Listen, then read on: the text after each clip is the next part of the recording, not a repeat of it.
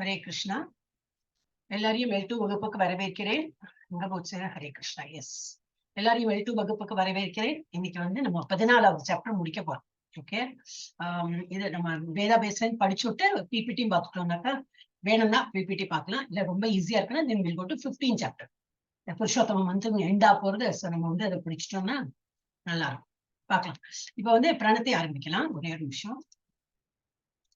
S, இப்ப கமலாவணி மாதாஜி நீங்க ஆரம்பிங்க. कमलावणी माताजी. माताजी ओम नमो भगवते वासुदेवाय। ओम नमो भगवते वासुदेवाय। ओम नमो भगवते वासुदेवाय। ओम अज्ञान तिमिरान्धस्य ज्ञानाञ्जन शलाकया चक्षुरुन्मीलितं येन तस्मै श्रीगुरुवे नमः। श्री चैतन्य मनोभीष्टं सदापितं येन भूतले स्वयं रूप कदा मह्यं तथाति स्वपन्दातिकं वन्दे अहं श्रीयुतपद कमलं श्रीकुरुन् वैष्णवां च श्रीरूपं साग्रजातं सहगण रघुनाथान्वितं तं सजीवं साद्वैतां सावधूतं परिजनं सहितं कृष्ण चैतन्य देवं श्री राधा कृष्ण पतान् सहगण ललिता श्री विशाखान्वितां च।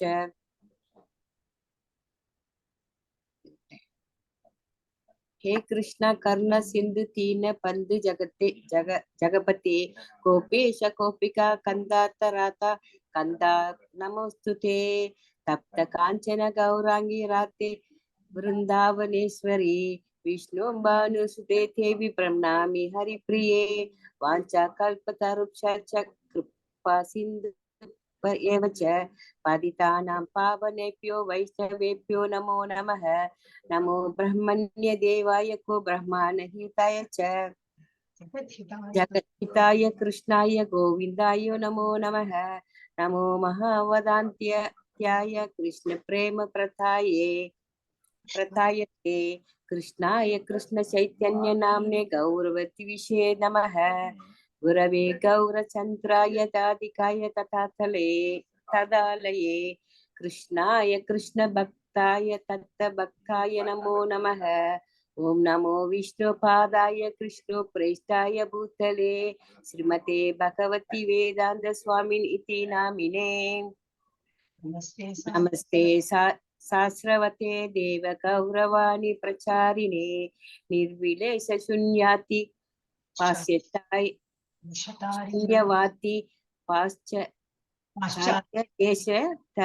तारिणी पंचतत्वात्मकं कृष्णं भक्तरूपस्वरूपकं भक्तावतारं भक्तां नमामि भक्तशक्तिकं। जय श्री कृष्ण चैतन्य प्रभु नित्यानंद श्री अद्वैत गदाधर श्रीवासादि गौर भक्तवृंद। हरे Krishna Krishna Krishna Hare Hare Hare Ram Ram Ram Hare Hare Hare Krishna Krishna Krishna Hare Hare Hare Ram Ram Ram Hare Hare Hare Krishna Krishna Krishna Hare Hare Hare Ram Ram Hare Hare. Yes, Mathaji. So much. Stop share.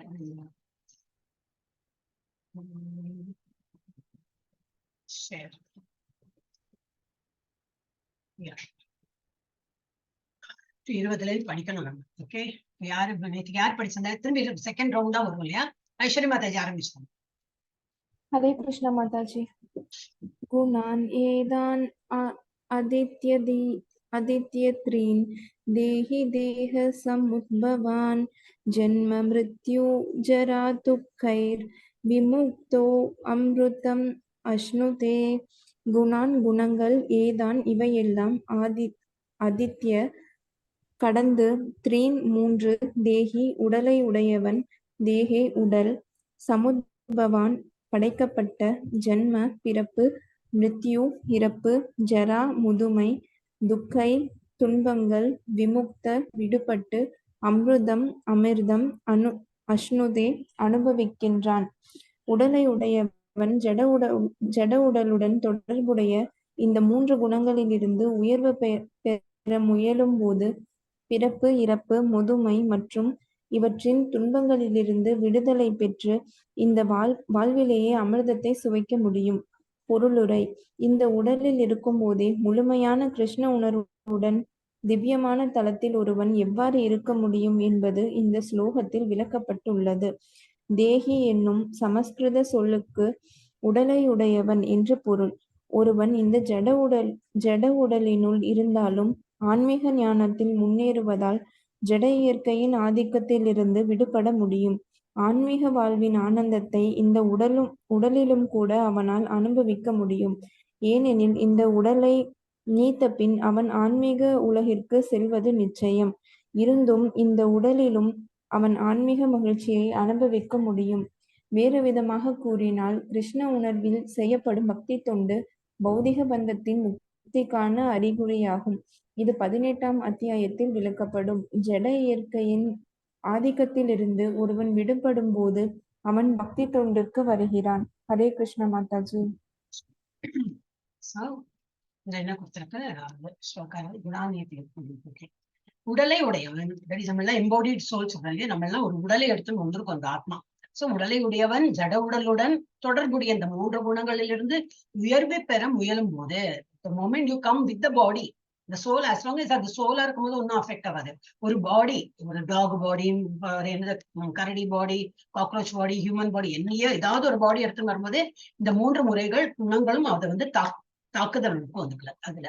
So இந்த 3 குணங்களிலிருந்து உயர்வை பெற முயலும் போது பிறப்பு, இறப்பு, முதுமை மற்றும் இவற்றின் துன்பங்களிலிருந்து விடுதலை பெற்று இந்த வாழ்விலேயே அமிர்தத்தை சுவைக்க முடியும். அப்படின்னா என்னது? திரும்பி அவன் ரீபர்த், திரும்பி பிறப்பு இறப்பு இந்த சுழற்சியில வராம அவன் இதே ஜென்மத்துல அவன் முக்தி அடையறதுக்குள்ள அந்த ஆனந்தத்தை அவனால he can taste that nectar. முக்தி அடைஞ்சா எப்படி இருக்க முடியுமோ அந்த மாதிரி அவனால அனுபவிக்கலாம். இந்த உடலில் இருக்கும் போதே முழுமையான கிருஷ்ண உணர்வுடன் திவ்யமான தலத்தில் ஒருவன் எவ்வாறு இருக்க முடியும் என்பது இப்பதத்தில் விளக்கப்பட்டுள்ளது. நல்ல பகவானோட பக்தியோடு பண்ணிட்டு இருந்தோம்னாக்கா நமக்கு வேற திரும்பி உடலை எடுக்க வேண்டிய இது வராது, நிர்பந்தம் வராது. அண்ட் அதுதான் சுத்த சத்துவ நிலையில நம்ம இருக்கணும்.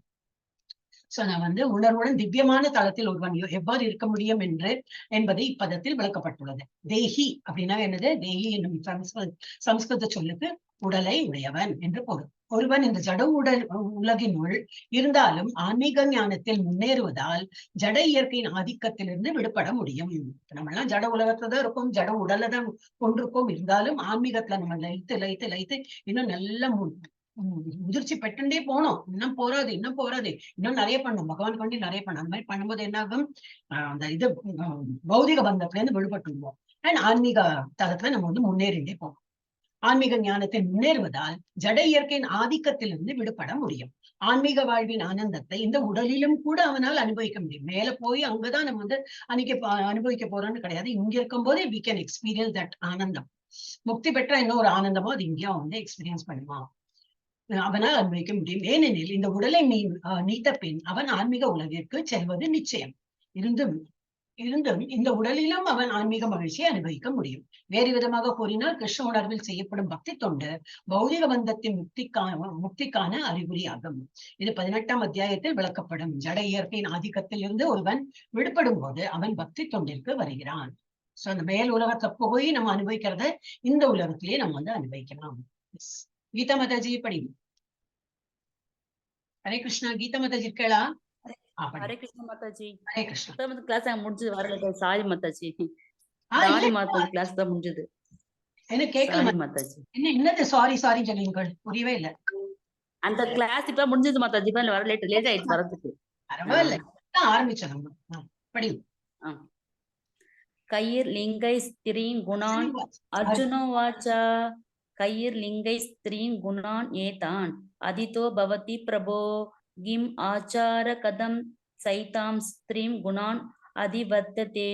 அர்ஜுனோ வாச்சா, அர்ஜுனன் கூறினான், கை எவற்றால், லிங்கை அறிகுறிகள், ஸ்திரீன் 3 குணான் குணங்கள், ஏதான் இவையெல்லாம், அதீத உயர்ந்து, பவதி ஆகின்றான், பிரபோ எம்பெருமானே, கிம் என்ன, ஆச்சார நடத்தை, கதம் எவ்வாறு, சா மேலும், ஏதான் இந்த, 3 குணான் குணங்கள், அதிபத்தத்தை உயர்கின்றான்.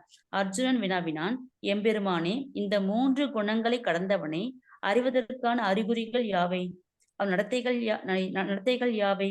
இயற்கை குணங்களிலிருந்து அவன் உயர்வு பெறுவது எவ்வாறு? பொருளுரை. இந்த ஸ்லோகத்தில் உள்ள அர்ஜுனின் வினாக்கள் மிகவும் பொருத்தமானவை. இயற்கையின் குணங்களை கடந்துவிட்ட ஒருவனது தன்மைகளை அவன் அறிய விரும்புகின்றான். அத்தகு திவ்யமான நபரின் அறிகுறிகளை பற்றி அவன் முதலில் கேட்கின்றான். ஜட இயற்கை குணங்களுடைய ஆதிக்கத்தை ஒருவன் ஏற்கனவே கடந்து விட்டார் என்பதை எவ்வாறு புரிந்து கொள்ள முடியும்? இரண்டாவது வினா, அவன் எவ்வாறு வாழ்கின்றான்? அவனது செயல்கள் யாவை? அவை ஒழுங்கானவையா, ஒழுங்கற்றவையா? அடுத்ததாக, திவ்யமான இயற்கை தான் அடைவதற்கான வழிமுறையை அர்ஜுனன் வினாவுகின்றான். இது மிகவும் முக்கியமானதாகும். எப்பொழுது தெய்வீகத்தில் நிலை பெற்று இருப்பதற்கான நேரடியான வழிமுறையை ஒருவன் அறியாவிடில் அறிகுறிகளை காட்டுவதற்கு சாத்தியமில்லை. எனவே அர்ஜுனனால் எழுப்பப்பட்ட வினாக்கள் அனைத்தும் மிகவும் முக்கியமானவை. பின்வரும் ஸ்லோகங்களில் இறைவன் அதற்கான விடை அளிக்கின்றார். ஹரே கிருஷ்ண மாதாஜி. இப்போ இதுல இருந்து அந்த 3 குணங்களை கடந்தவன் எப்படி இருப்பான், அவனோட அறிகுறிகள் என்ன? இதுக்கு முன்னாடி நம்ம வந்து இதுல ஸ்தித பிரஜான்னு அந்த இது பார்த்தோமே, அது எந்த சாப்டர் பார்த்தோம்? நானும் வரல. ஸ்தித பிரஜா எப்படி இப்போ எப்படி நடப்பான், எப்படி இதுதானோ எனக்காக தெரியல. இது போட்டுக்கோ. இல்ல இதுல வரல, இப்போ இன்னும் வரல. ஓகே, சோ இது அர்ஜுனன் கேட்கிறான். அப்படி அந்த குணங்களையும் தாண்டி போறவன் அந்த அவ்வளவு பக்தி தொண்டுல இருக்கான். அவன் வந்து ஆனந்தத்தை அனுபவிக்கிறான். முக்தி பெற்ற மாதாஜி செகண்ட் சாப்டர் நினைக்கிறாரு. செகண்ட் சாப்டர் இவன் கேக்குறான், அர்ஜுனன் கேக்குறான் கிருஷ்ணர் கிட்ட. அதான் அதுலயும் அதானே அர்ஜுனன் கேக்குறான். அப்போ அந்த மாதிரி குணங்களையும் தாண்டி சுத்த சத்த நிலையில அந்த போறவன் எப்படி இருப்பான், எந்த மாதிரி இருப்பான் அப்படின்னு சொல்லிட்டு அவருக்கு குஷன் வருது. இந்த 3 குணங்களை கடந்தவனை அறிவதற்கான அறிகுறிகள் யாவை, அவனோட நடத்தைகள் யாவை, இயற்கை குணங்களிலிருந்து அவன் உயர்வு எப்படி பெறுவது எவ்வாறு அப்படி எல்லாம் கேட்கிறார். சோ இப்ப பதத்தில் உள்ள அர்ஜுனன் கேள்விகள் மிகவும் பொருத்தமானவை. என்ன தெரியணும் இல்லையா அவனுக்கு, நம்ம குணங்களை தாண்டறது கஷ்டம்னு பகவான் சொல்லியிருக்காரு. ஆனா பிராக்டிஸ் பண்ண வந்துரும், அதுவும் சொல்லியிருப்பார். ஆனா அவன் எப்படி இருப்பான் பாக்குறதுக்கு, எந்த மாதிரி ஆனந்தத்தை இருக்கான், அவனுக்கு முக்தி பெற்ற இது அடைந்தப்புறம் அவன் ஒரு ஆனந்தத்தை அனுபவிக்கிறது இந்த உலகத்திலேயே இந்த ஜென்மத்தை அனுபவிக்கிறான்னா அவன் எப்படி இருப்பான், பாக்குறதுக்கு எப்படி இருப்பான், எப்படி நடந்துப்போம், இந்த மாதிரி பிஹேவ் பண்ணுவோம், அந்த மாதிரி ஒரு கல்வி வருது. சோ மிகவும் அது பொருத்தமானவைதான். ஒரு இயற்கையான ஒரு இது வருது, என்னது ஒரு இன்குசிட்டிவ்னஸ். சோ இயற்கையின் குணங்களை கடந்து விட்ட ஒருவனது தன்மைகளை அவன் அறிய விரும்புகின்றான். அத்தகைய திவ்யமான நபரின் அறிகுறிகளை பற்றி அவன் முதலில் கேட்கின்றான். ஜட இயற்கையின் குணங்களுடைய ஆதிக்கத்தை ஒருவர் ஏற்கனவே கடந்து விட்டார் என்பதை எவ்வாறு புரிந்து கொள்ள முடியும்? ஏன்னா அதுதான் சாத்தியம் இல்லை சொல்றோம். embodied soul will always get அந்த முக்குணங்களும் தாக்கம் வரும் அப்படிதான் சொல்றா. ஆனா பகவானுடைய இது அன்பு தொண்டு இது டிவோஷனல் சர்வீஸ் பண்ண இதெல்லாம் வீக்கா போகும். அந்த மாதிரி ஆளு எப்படி இருப்பான்னு சொல்லிட்டு கேட்கறது ஒரு நியாயமான கேள்வி. சோ அதை கேட்டுக்க அவன் வந்து புரிஞ்சுக்கிறதுக்கு விரும்புறான். இரண்டாவது கேள்வி என்னது, அவன் எவ்வாறு வாழ்கின்றான், அவனது செயல்கள் யாவை, அவன் என்னதான் பண்றான், அப்படி என்ன பக்தி தோணல என்னதான் பண்றான், அவனுக்கு அவ்வளவு ஆனந்தம் வருது அப்படின்னு கேட்கிறான். அவனது செயல்கள் யாவை, அவை ஒழுங்கானவையா, ஒழுங்கற்றவையா? அடுத்ததாக திவ்யமான இயற்கை தான் அடைவதற்கான வழிமுறையை அர்ஜுன் வினவுகின்றான். இது மிகவும் முக்கியமானதாகும். எப்பொழுதும் தெய்வீகத்தில் நிலை பெற்றிருப்பதற்கான நேரடியான வழிமுறையை ஒருவன் அறியாவிடல் அறிகுறிகளை காட்டுவதற்கு சாத்தியமில்லை. அது ஒரு இண்டிகேஷன் எப்போ தெரியும், அவன் வந்து அந்த பாதையில போயிட்டு இருந்தாதான் அந்த இண்டிகேஷனே தெரியும். சோ அந்த இண்டிகேஷன் தெரியணும்னா அவன் ஆல்ரெடி அந்த பாதையில போயிட்டு இருக்கான்னு அர்த்தம். எனவே அர்ஜுனனால் எழுப்பப்பட்ட இக்கேள்விகள் அனைத்தும் மிக முக்கியமானவை. பின்வரும் பதங்களில் இறைவன் அவற்றுக்கு பதில் அளிக்கிறார். எஸ், யார் படிக்க போறீங்க? ஜானி மாதாஜி படி. 22, 23, 24, 25. ஒரு நிமிஷம், இது வந்து ரொம்ப பெருசா இருக்கு. இது வந்து நம்ம டிஸ்ட்ரிபியூட் பண்ணிடலாம். ஓகே, எவ்வளவு இருக்கு? 4 இருக்குல்ல, 22, 23, 24 இருக்கு. 2 பேரா படிச்சுடலாம். நீங்க படிங்க மாதாஜி, 2 ஸ்லோகம் நீங்க படிங்க. அடுத்தது உங்களுக்கு அடுத்து ஜெயந்தி மாதாஜி 2 படிப்பா. படிங்க. ஸ்ரீ பகவான் உவாச்ச பிரகாசம் ச பிரவருத்திம் ச மோகம் ஏவ ச பாண்டவ ந த்வேஷ்டி சம்பிரவருத்தானி ந நிவ்ருத்தானி காங்க்ஷதி உதாசீனவத் ஆசீனோ குணைர்யோ ந விசால்யதே குணா வர்த்தந்த இத்யேவம் யோ வதிஷ்டதி நேங்கதே. ஹரே கிருஷ்ணா. நீங்க இந்த மீனிங் படிக்கிறதுக்கு நீங்க வாங்க. ஜெயந்தி மாதாஜி அடுத்தது 2 ஸ்லோகா மாத்திரம் படிச்சுக்கோங்க. ஹரே கிருஷ்ண மாதாஜி. ஹரே கிருஷ்ண. समदुःखस्वस्तः समलोष्टास्मकाञ्चनः तुल्यप्रिया प्रियो धीरः तुल्यनिन्दात्मसंस्तुतिः मानापामनयोस्तुल्यस्तुल्यः तुल्यो मित्रारि भक्षयोगो सर्वारम्भ परित्यागी गुणातीत स उच्यते. ஜானி மாதா படி. ஹரே கிருஷ்ணா. ஸ்ரீ பகவான் உவாச்ச. புருஷோத்தமனான முழுமுதற் கடவுள் கூறினார். பிரகாசம் பிரகாசம் ச மேலும் பிரவிருத்திம் பற்றுதல் ச மேலும் மோகம் மயக்கம் ஏவச்ச அதுவும் பாண்டுவின் மகனே ந துவேஷ்டி வெறுப்பதில்லை. சம்பிரவருத்தானே வளர்ச்சி பெற்றிருந்தாலும் ந நிவிருத்தானே வளர்ச்சியை நிறுத்துவது இல்லை. காங்க்ஷதி விருப்பங்கள் உதாசீனவத் நடுநிலையை போல ஆசீன நிலை பெற்று குணங்களால் எவனொருவன் ந இல்லை. விசால்யத்தே கிளர்ச்சியுறுவது குணங்கள் வர்த்தந்தே செயல்படுகின்றன. இது ஏவம் இவ்வாறு அறிந்து எவனொருவன் அவதிஷ்டதி நிலைக்கின்றான் ந என்றுமில்லை. இங்கதே சலனமான சமமாக துக்க துன்பத்திலும் சுக இன்பத்திலும் ஸ்வஸ்த தன்னில் நிலை பெற்று சமமாக லோஷ்டி மண்கட்டி அஸ்மகல் காஞ்சன தங்கம் துல்லிய சமநோக்கத்துடன் பிரியமான பிரியமற்ற தீர திடமாக துல்லிய சமமாக நிந்தா இகழ்ச்சி ஆத்ம சம்ஸ்துதி சுய புகழ்ச்சி. நிந்தானா சமமாக இல்லையா? என்ன படிச்சல் நீங்க? நிந்தாக்கு என்ன போட்டிருக்கு? இகழ்ச்சி.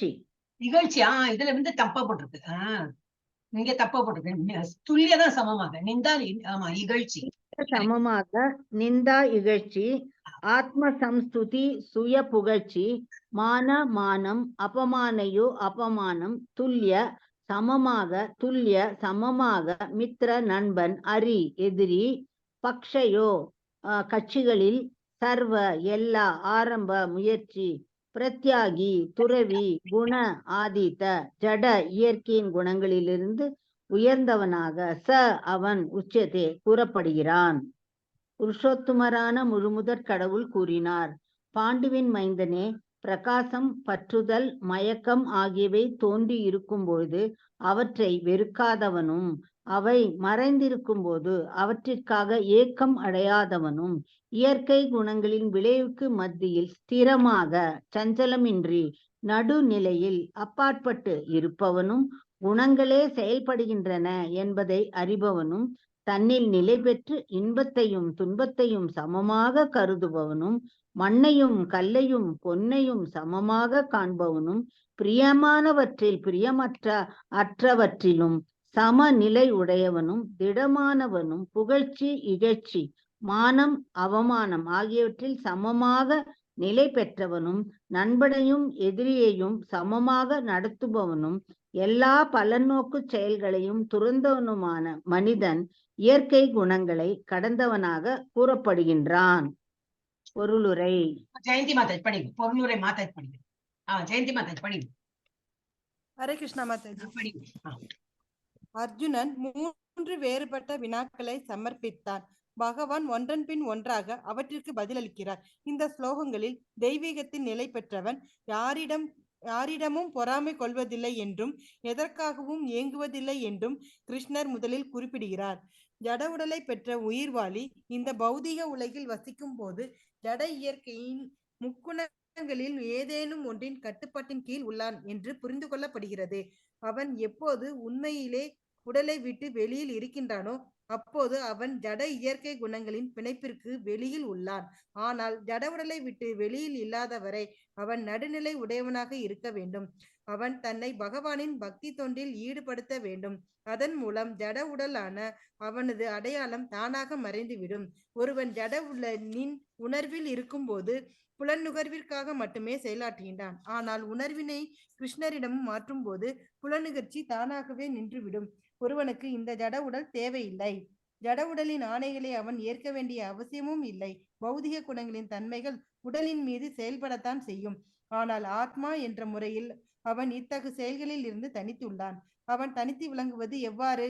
அவன் இந்த உடலை அனுபவிக்க விரும்புவதில்லை, உடலை விட்டு வெளியேறவும் விரும்புவதில்லை. இவ்வாறு தெய்வீகத்தின் நிலை பெற்ற பக்தன் தானாகவே விடுதலை பெறுகின்றான். ஜட இயற்கை குணங்களின் ஆதிக்கத்தில் இருந்து விடுபட அவன் முயல வேண்டிய அவசியம் இல்லை. இரண்டாவது வினா தெய்வீக தலத்தில் நிலை பெற்றவனின் செயல்களை பற்றியதாகும். பௌதிகத்தில் நிலை பெற்றவன் உடலுக்கு கொடுக்கப்படும் பேரலான மான அவமானத்தினால் பாதிக்கப்படுகின்றான். ஆனால் தெய்வீகத்தில் நிலை பெற்றவனோ இத்தகு பொய்யான மான அவமானங்களால் பாதிக்கப்படுவதில்லை. கிருஷ்ண உணர்வில் அவன் தனது கடமையை ஆற்றுகிறான். மற்றவன் தன்னை மதிக்கின்றானா அவமதிக்கின்றானா என்பதை பொருட்படுத்துவதில்லை. கிருஷ்ண உணர்விலான தனது கடமைக்கு சாதகமான பொருட்களை அவன் ஏற்கிறான். மற்றபடி கல்லோ பொன்னோ எந்த ஜட பொருளும் அவனுக்கு தேவையில்லை. கிருஷ்ண உணர்வை செயலாற்றுவதில் தனக்கு உதவி செய்யும் ஒவ்வொருவரையும் அவன் தனது பிரிய நண்பனாக கருதுகின்றான். மேலும் தனது பேரளவிலான எதிரியை அவன் வெறுப்பது இல்லை. நடுநிலை வகிக்கும் அவன் எல்லாவற்றையும் சமமாக காண்கிறான். ஏனெனில் ஜட வாழ்வில் தான் செய்ய வேண்டியது எதுவும் இல்லை என்பதை அவன் மிகவும் நன்றாக அறிந்துள்ளான். சமூக அரசியல் விஷயங்கள் அவனை பாதிப்பதில்லை. ஏனெனில் தற்காலிகமான எழுச்சிகள் மற்றும் தொல்லைகளின் நிலையை பற்றி அவன் அறிந்துள்ளான். தனது சொந்த நன்மைக்காக அவன் எந்த முயற்சியும் செய்வதில்லை. கிருஷ்ணருக்காக அவன் எந்த முயற்சியும் மேற்கொள்வான். ஆனால் தனது சுய நோக்கிற்காக முயல்வது இல்லை. இத்தகு நடத்தையால் ஒருவன் தெய்வீகத்தில் உண்மையாக நிலை பெறுகின்றான். ஹரே கிருஷ்ணா. மாதாஜி.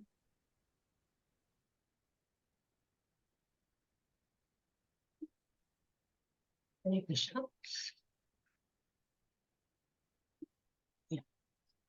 ஹரே கிருஷ்ணா. புருஷோத்தமரால் முழுமுதற் கடவுள் கூறுகிறார். இப்ப நான் சொல்றேன் அப்படின்னு சொல்றாரு. இப்ப அவர் ஆரம்பிக்கிறார். பாண்டியன் மைந்தனை பிரகாசம், பற்றுதல், மயக்கம் ஆகியவை தோன்றி இருக்கும் போது அவற்றை வெறுக்காதவனும் என்னெல்லாம். பிரகாசம்னா என்ன அர்த்தம்? ஆக்சுவலி பிரகாசம்னா ஒரு நிமிஷம். கிருஷ்ணன் பிரவருத்தி மோகம் பிரகாசம் பிரகாசம் பிரவருத்தி பிரகாசம் பிரகாசம்னா என்ன எக்ஸாக்ட்லி? சமதுக்க ஸ்வஸ்த மேல பண்றீங்க. பிரகாசம் ச பிரவருத்தி ச. பிரகாசம்னா பிரகாசம். ஓகே. பிரகாசம், பற்றுதல், மயக்கம் ஆகியவை தோன்றி இருக்கும் போது அவற்றை வெறுக்காதவனும். வேண்டாத திங்ஸ் எல்லாம் வரும்போது அது வெறுக்கிறது இல்லை. நல்லது நடக்கும் போது அதுல பற்றுதலும் கொள்ளறதில்லை. அந்த மாதிரி பற்றுதலும் இல்லை. பிரகாசத்துலயும் அதுல மயங்க மாட்டேங்கிறான். அப்புறம் என்னது, மயக்கத்துல அவதான் இருக்க மாட்டேங்கிறான். அந்த மாதிரி வெறுக்காதவன், அவை மறைந்திருக்கும் போது அவற்றிலிருந்து ஏக்கமடையாதவனும். அது எதெல்லாம் இல்லையோ, இப்ப நல்லதெல்லாம் இல்லைன்னா ஏங்குவோம் இல்லையா, அந்த மாதிரி ஏங்கவும் மாட்டான்.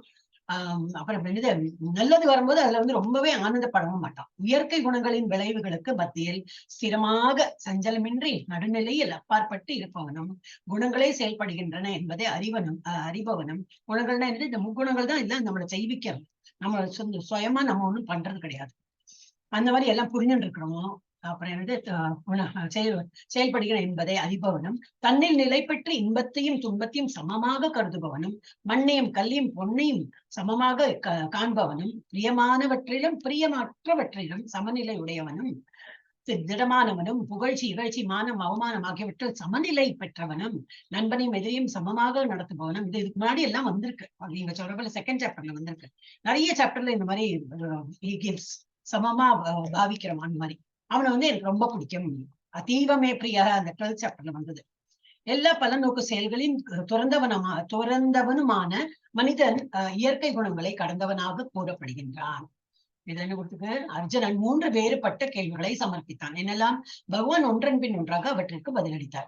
இந்த பதங்களில் தெய்வீகத்தில் நிலை பெற்றவன் யாரிடம் பொறாமை கொள்வதில்லை என்றும் எதற்காகவும் ஏங்குவதில்லை என்றும் கிருஷ்ணன் முதலில் குறிப்பிடுகின்றார். அவன் வேற யாராவது முன்னேறி பண்ணா அதுல பொறாமையும் கிடையாது. I am happy in my own condition. அந்த மாதிரி அவன் சந்துஷ்டா இருக்கும். சந்துஷ்டானது திருப்தியா ஆனந்தமா அது இருப்பான். அப்புறம் யாரிடமும் போறாமையும் அவன் கொள்றது இல்லை, எதற்கும் ஏங்குவதும் இல்லை. நான் அவனை போல ஆகணும், அவன் அதுல முன்னிட்டு போறான், எனக்கும் அதுல போகணும், அதுல எல்லாம் கிடையாது. He's happy. ஏன்னா அவன் எப்படி பண்றானோ அவனால மேக்சிமம் எவ்வளவு பண்ண முடியுமோ அதை பண்றான். அவனுக்கு பொறாமையும் கிடையாது, ஏக்கமும் கிடையாது. ஜட உடலை பெற்ற உயிர் வாழி இந்த பௌதிக உலகில் வசிக்கும் போது ஜட இயற்கையின் முக்குணங்களில் ஏதேனும் ஒன்றின் கட்டுப்பாட்டின் கீழ் உள்ளார். இதான் சத்தோகுணம். இப்ப நமக்கு எல்லாரும் இப்ப சத்தோகுணம் ஓங்கியிருக்காதான் எல்லாரும் கிளாஸ்ல வந்திருக்கும். இல்லாட இப்ப இன்னைக்கு கிளாஸ் மாத்திரம் இருக்கலன்னா நான் தூங்கிப்பேன்ப்பா. எனக்கு அப்படி கண்ணுல சொட்டுறது. அதாவது இப்ப போயிட்டு தண்ணி குடிச்சுட்டு வந்தேன், மருந்து சாப்பிடல, அதெல்லாம் போயிட்டு சாப்பிட்டுட்டு வந்தேன். அப்பதான் நினைவு வருது. அப்படியே உட்கார்ந்துட்டு இருக்கேன். நீங்க படிக்கும்போது எனக்கு அப்படி ஒரு மாதிரி உள்ளூர் தூக்கம் தான் வருது. சோ இந்த நேரம் அப்படிதான். சாப்பிட்டாச்சுனாக்கா கொஞ்சம் தூங்கணும். சோ இதெல்லாம் நம்ம அந்த இதுதான் முக்குணங்கள் தான் நம்மளை தாக்குறது. ஆனா இல்ல இப்ப படிக்கணும்னு சொல்லும்போது எப்படி வருது? ஒரு ஆவேசத்தை நம்ம படிக்கவும் செய்யறோம், கேட்கவும் செய்யறோம் அந்த மாதிரி. சோ இந்த முக்குணங்கள் ஒண்ணு மாத்தி ஒண்ணு நம்மள வந்து தாக்கின்னு தான் இருக்கும். முக்குணங்களில் ஏதேனும் ஒன்றின் கட்டுப்பாட்டின் கீழ் தூக்கம் சொன்ன ஞாபகம் தினமும் நான் 4:20 ஆன் பண்றேன் மாதாஜி. கையில போட்டு வச்சுட்டு இருப்பேன், அப்படியே கீழே வச்சுட்டு நான் தூங்கிடுவேன். அப்புறம் என்ன மணி வந்து 4:55 ஆயிட்டு இருக்கும். எல்லாரும் அந்த துளசி கிரீவ வந்து துளசி சுத்தி வருவாங்க. அடாடா இப்படியே தினமும் அப்படியே மிஸ் பண்றேன் மாதாஜி. ஆன் பண்ணிட்டு கையில வச்சுட்டே இருப்பேன், கீழே போன் போட்டுருவேன், அப்படி உட்காந்து தூங்கிடுவேன். தினமும் இதான் நடக்குது எங்க வீட்டுல. அதேதான் மாதாஜி. சரியாயிடும் சரியாயிடும். அப்போ வந்து அதான் முக்குணங்கள் தான் நம்மளை தாக்கிண்டே இருக்கு. ஏதேனும் ஒன்றின் கட்டுப்பாட்டுங்கள் உள்ளான் என்று அது நம்ம புரிஞ்சுக்கணும். இப்படி ஆயிடுத்தேன்னு நினைக்கிறோம், இது உத்தம குணம் நம்மளை அழுத்துறது அப்படின்னு நினைச்சு இப்ப இதெல்லாம் படிக்கிறோமே, இப்ப நம்ம புரியும், இது புரிதல் வரும். சோ ஏதோ ஒரு இதுல வந்து கட்டுப்பாட்டில் உள்ளான் என்று புரிந்து கொள்ளப்படுகிறது. அவன் எப்போது உண்மையிலேயே உடலை விட்டு வெளியில் இருக்கின்றானோ, அவன் எப்போது உண்மையிலேயே உடலை விட்டு வெளியில் இருக்கின்றானோ அப்போது அவன் ஜட இயற்கை குணங்களின் பிணைப்பிற்கு வெளியில் உள்ளான். அந்த பாடியை விட்டு அவன் எப்போ வெளியில போறானோ அப்படின்னா இது ஆத்மா, அப்பதான் அந்த விடுதலை ஆகும் அவனுக்கு. அந்த 3 குணங்களை வந்து அவனை தாக்காது. இந்த பாடியில இருக்கிறது வரைக்கும் அந்த 3 குணங்கள் அவனை தாக்கிட்டேதான் இருக்கும். அவன் எப்போது உண்மையிலேயே உடலை விட்டு வெளியில இருக்கின்றானோ அப்போது அவன் ஜட இயற்கை குணங்களின் பிணைப்பிற்கு வெளியில் உள்ளான். ஆனால் ஜட உடலை விட்டு வெளியில் இல்லாதவரை, தட் இஸ் அவன் இருக்கிற ஜட பாடிக்குள்ள இருக்கிறது வரைக்கும் அவன் ஜட இயற்கை குணங்களின் பிணைப்பதற்கு வெளியில் உள்ளான். ஆனா ஜட உடலை விட்டு வெளியில் இல்லாதவரை, உள்ள இருக்கிற வரை, ஜட உடலுக்குள்ள அவன் இருக்கிற வரை அவன் நடுநிலை உடையவனாக இருக்க வேண்டும். அவன் தன்னை பகவானின் பக்தி தொண்டில் ஈடுபடுத்த வேண்டும். என்ன இல்லாத நம்ம குணங்கள் நம்மளை தாக்கிண்டே இருக்கும். இப்ப அதெல்லாம் விடுதலை பண்ணணும்னா என்னது, இப்போ பகவானோட தியானத்துல அவன் இருக்கும். அதை நம்ம தான் பண்ணிட்டு இருக்கோமே. பகவான் அவன் நடுநிலை உடையவனாக இருக்க வேண்டும். அவன் தன்னை பகவானின் பக்தி தொண்டில் ஈடுபடுத்த வேண்டும். அவன் அதன் மூலம் ஜட உடலுடனான அவனது அடையாளம் தானாக மறைந்துவிடும். ஒருவன் ஜட உடலின் உணர்வில் இருக்கும் பொழுது புலன் நுகர்விற்காக மட்டுமே செயலாற்றுகின்றான். ஜட உடல் இருக்கும்போது என்னது, இந்த 5 இது all the census will act so strong. கண்ணு ஒண்ணு சொல்லணும், காது ஒண்ணு சொல்லணும். அப்ப அதை திருப்திப்படுத்துறதுக்கு தான் அவன் வந்து செயலாற்றிட்டு இருப்பான். ஆனால் உணர்வினை கிருஷ்ணனிடம் மாற்றும் போது நம்ம தான் சைட்ரேட் பண்ணணும். அதான் ஃப்ரீடம் இருக்கே கொஞ்சம். அந்த ஃப்ரீடத்தை நம்ம என்ன பண்ணணும், இல்ல கண்ணே அதெல்லாம் பார்க்காதே, இங்க பாரு, பகவானை பாரு, கையே பகவானுக்கு இது பண்ண, வாய் பகவானுக்கு ஸ்லோகம் சொல்லு. அந்த மாதிரி நம்ம வந்து திருப்பி அந்த இது டைவர்ட் பண்ணிட்டோம்னாக்கா கிருஷ்ணன் மாற்றும் பொழுது புலனுணர்ச்சி தானாகவே நின்றுவிடும். அப்ப அந்த கண்ணு என்ன சொல்லி, சரி உனக்கு பகவானை பார்த்து திருப்தியா ஓகேனோட அது அமைஞ்சு போயிடும். காதும் அப்படிதான். பட் அவ கேட்கறத வந்து நம்ம வந்து திருப்தி படுத்தணும் வந்தோம்னா அது ஆவேசமாயிட்டு மனம் ஒரு என்னது கண்ட்ரோல் இல்லைன்னா அது பூத மாதிரி ஆட ஆரம்பிச்சு. அப்ப நம்ம தான் அதை வந்து ட்ராக் மாத்தி பகவானுடைய இடத்துல லைக்க வைக்கணும். இப்ப புலனுணர்ச்சி தானாகவே நின்றுவிடும். ஒருவனுக்கு இந்த ஜட உடல் தேவையில்லை. ஜட உடலின் ஆணைகளை அவன் ஏற்க வேண்டிய அவசியம் இல்லை. பௌதிக குணங்களின் தன்மைகள் உடலின் மீது செயல்படத்தான் செய்யும். பௌதிக குணங்களின் தன்மைகள் உடலின் மீது என்ன, இது மேட்டர், நம்ம பாடி இஸ் அ மேட்டர். அப்ப அந்த ஜட உடல் வந்து நம்ம இருக்கிறது வரைக்கும், நம்ம ஜட உடலுக்குள்ள ஆத்மா வந்து இருக்கிறது வரைக்கும் இந்த குணங்கள் நம்ம தாக்கின்தான் இருக்கும், செயல்படத்தான் செய்யும். ஆனால் ஆத்மா என்ற முறையில் அவன் இத்தகைய செயல்களிலிருந்து தனித்துள்ளான். ஆனா வெறும் ஆத்மா இருந்தானே என்னது, அதுவும் இதுக்கும் சம்பந்தமே கிடையாது. as an ஆத்மா he doesn't get affected, but இந்த உடல் எடுத்துன்றதுனால அது அஃபெக்ட் ஆகுது. தனித்துள்ளான். அவன் தனித்து விளங்குவது எவ்வாறு, அவன் இந்த உடலை அனுபவிக்க விரும்புவதில்லை. அப்ப அந்த மாதிரி ஆள் என்ன பண்றான், இந்த உடல்லே என்னோட இல்ல, நான் வந்து ஆத்மா, அந்த மாதிரி நினைப்புல இருக்கிறவன் இந்த உடலுக்காக இந்த காது கண்ணு மூக்கு என்னெல்லாம் சொல்றது அது கேட்க வேண்டிய அவசியம் இல்லை. அவன் அதுக்கு இம்பார்ட்டன்ஸே கொடுக்க மாட்டான். நம்ம ஏன் அதுக்கு இன்னும் இம்பார்ட்டன்ஸ் கொடுக்குறோம்னாக்கா, நம்ம இன்னும் நான் இந்த உடல் நினைக்கிறதுனாலதான் கண்ணு, என்னுடைய கண்ணு அது என்னவோ பாக்குறது ரொம்ப ஆனந்தமா இருக்கு, அந்த நியூஸ் கேட்கணும், அந்த சீரியல் பார்க்கணும், கண்ணு, காது வேற என்னமோ விஷயத்தெல்லாம் பாட்டு கேட்கறதுக்கு, பிக்சர் பாட்டு கேட்கறதுக்கு எல்லாம் ஆனந்தப்படுறது. அப்ப எப்ப நம்ம வந்து உடலே இல்லைன்னு நினைக்கிறோமோ அப்ப இந்த இதெல்லாம் டசன்ட் மேட்டர். காது கண்ணு மூக்கெல்லாம் ஒரு டம்மி பீஸ் தான். அவனுக்கு மனசோட எங்க நிலைத்திருப்பான், பகவானுடைய இதுல நிலைத்திருப்பான். சோ அவன் வந்து ஆனால் ஆத்மா என்ற முறையில் அவன் இத்தகைய செயல்களில் இருந்து தனித்துள்ளான். அவன் தனித்து விளங்குவது எவ்வாறு, அவன் இந்த உடலை அனுபவிக்க விரும்புவதில்லை. அந்த மாதிரி ஸ்டேஜ்ல வரும்போது உடலை விட்டு வெளியேறவும் விரும்புவதில்லை. இவ்வாறு தெய்வீகத்தில் நிலை பெற்ற பக்தன் தானாகவே விடுதலை பெறுகின்றான்.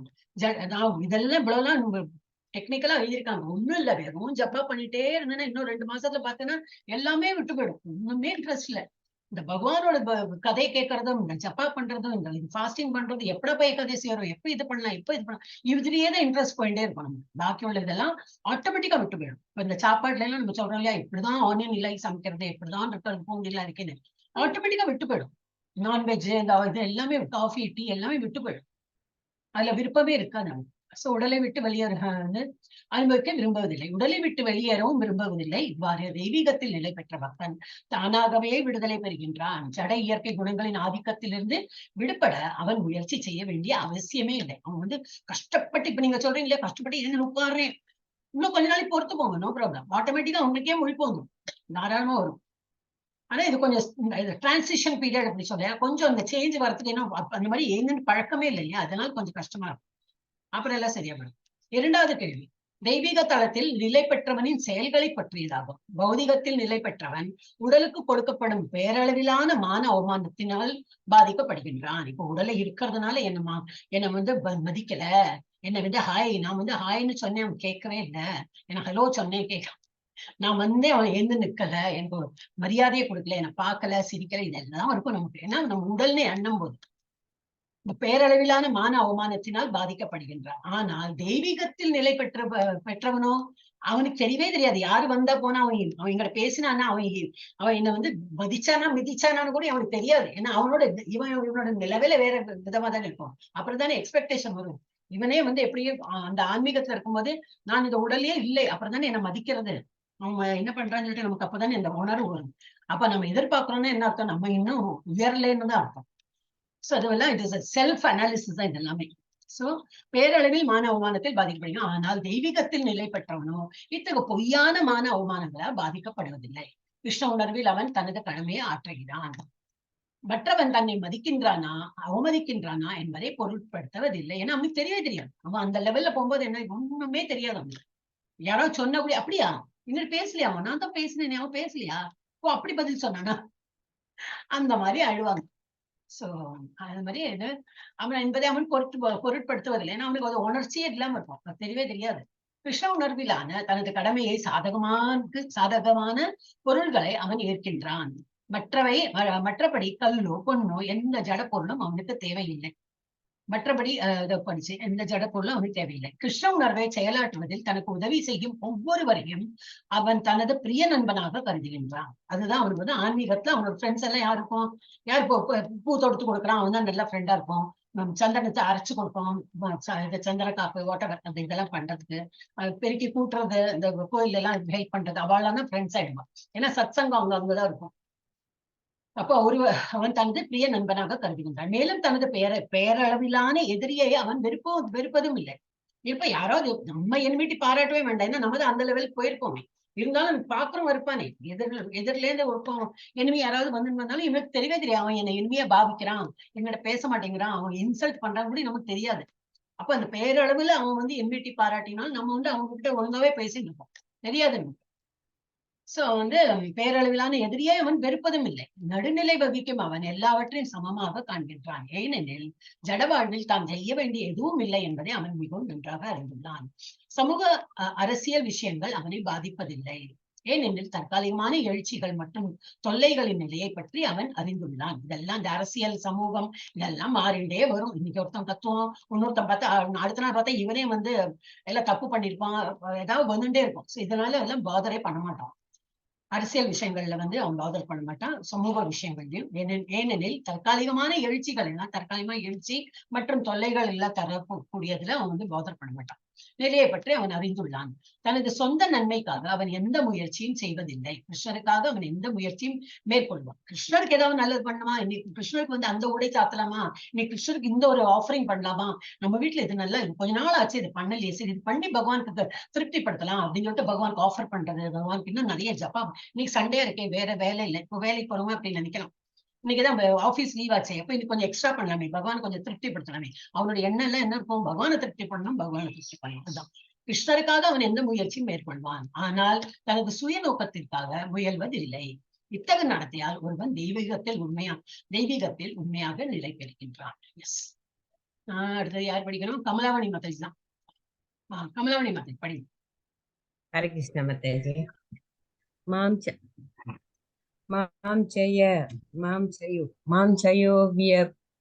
व्यभिचारणे भक्तियोगेन सेवते सगुणान् समतीत्य तान् भूयाय कल्पते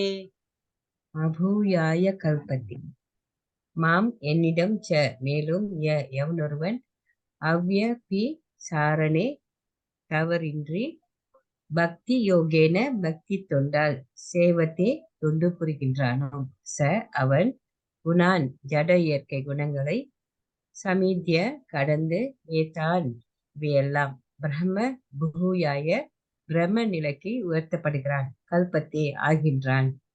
மொழிபெயர்ப்பு: எந்த சூழ்நிலையிலும் தவறாமல் எனது பூரண பக்தி தொண்டில் ஈடுபடுபவன் ஜட இயற்கையின் குணங்களை உடனடியாக கடந்து பிரம்மன் நிலைக்கு வந்தடைகிறான். பொருளுரை: தெய்வீக நிலையை அடைவதற்கான வழி என்ன என்னும் அர்ஜுனனின் 3வது கேள்விக்கு இந்த பதம் பதிலாகும்.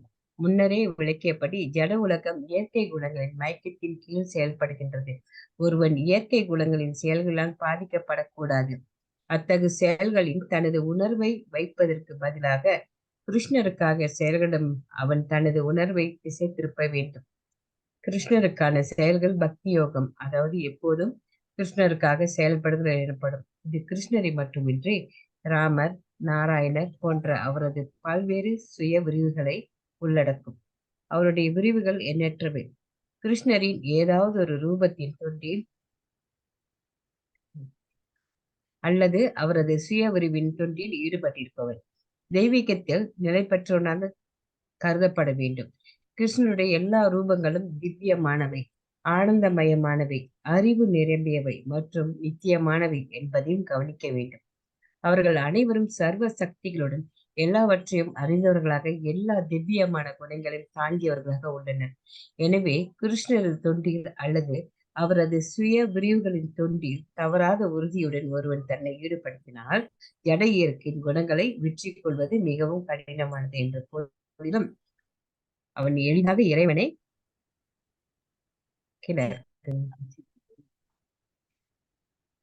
இவற்றை கடக்க முடியும்.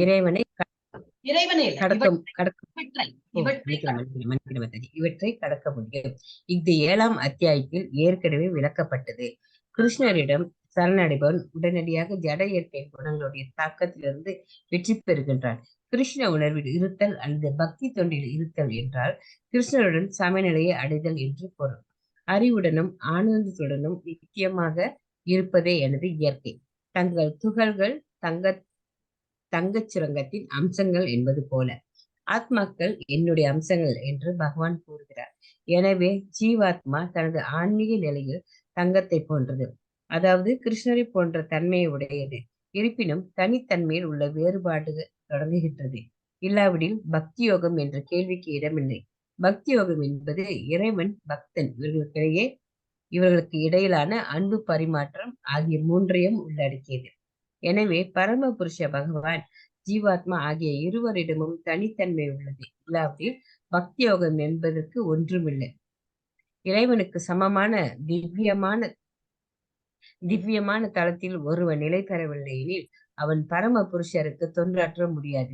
மன்னனின் தனிப்பட்ட உதவியாளனாக வேண்டுமெனில் அதற்கேற்ற தகுதிகளை பெற்றிருக்க வேண்டும். அதுபோல பிரம்மன் நிலை, அதாவது எல்லா ஜட கழகங்களிலிருந்தும் விடுபட்ட நிலை பரமனுக்கு தொண்டாற்றுவதற்கான தகுதியாகும். வேத இலக்கியத்தில்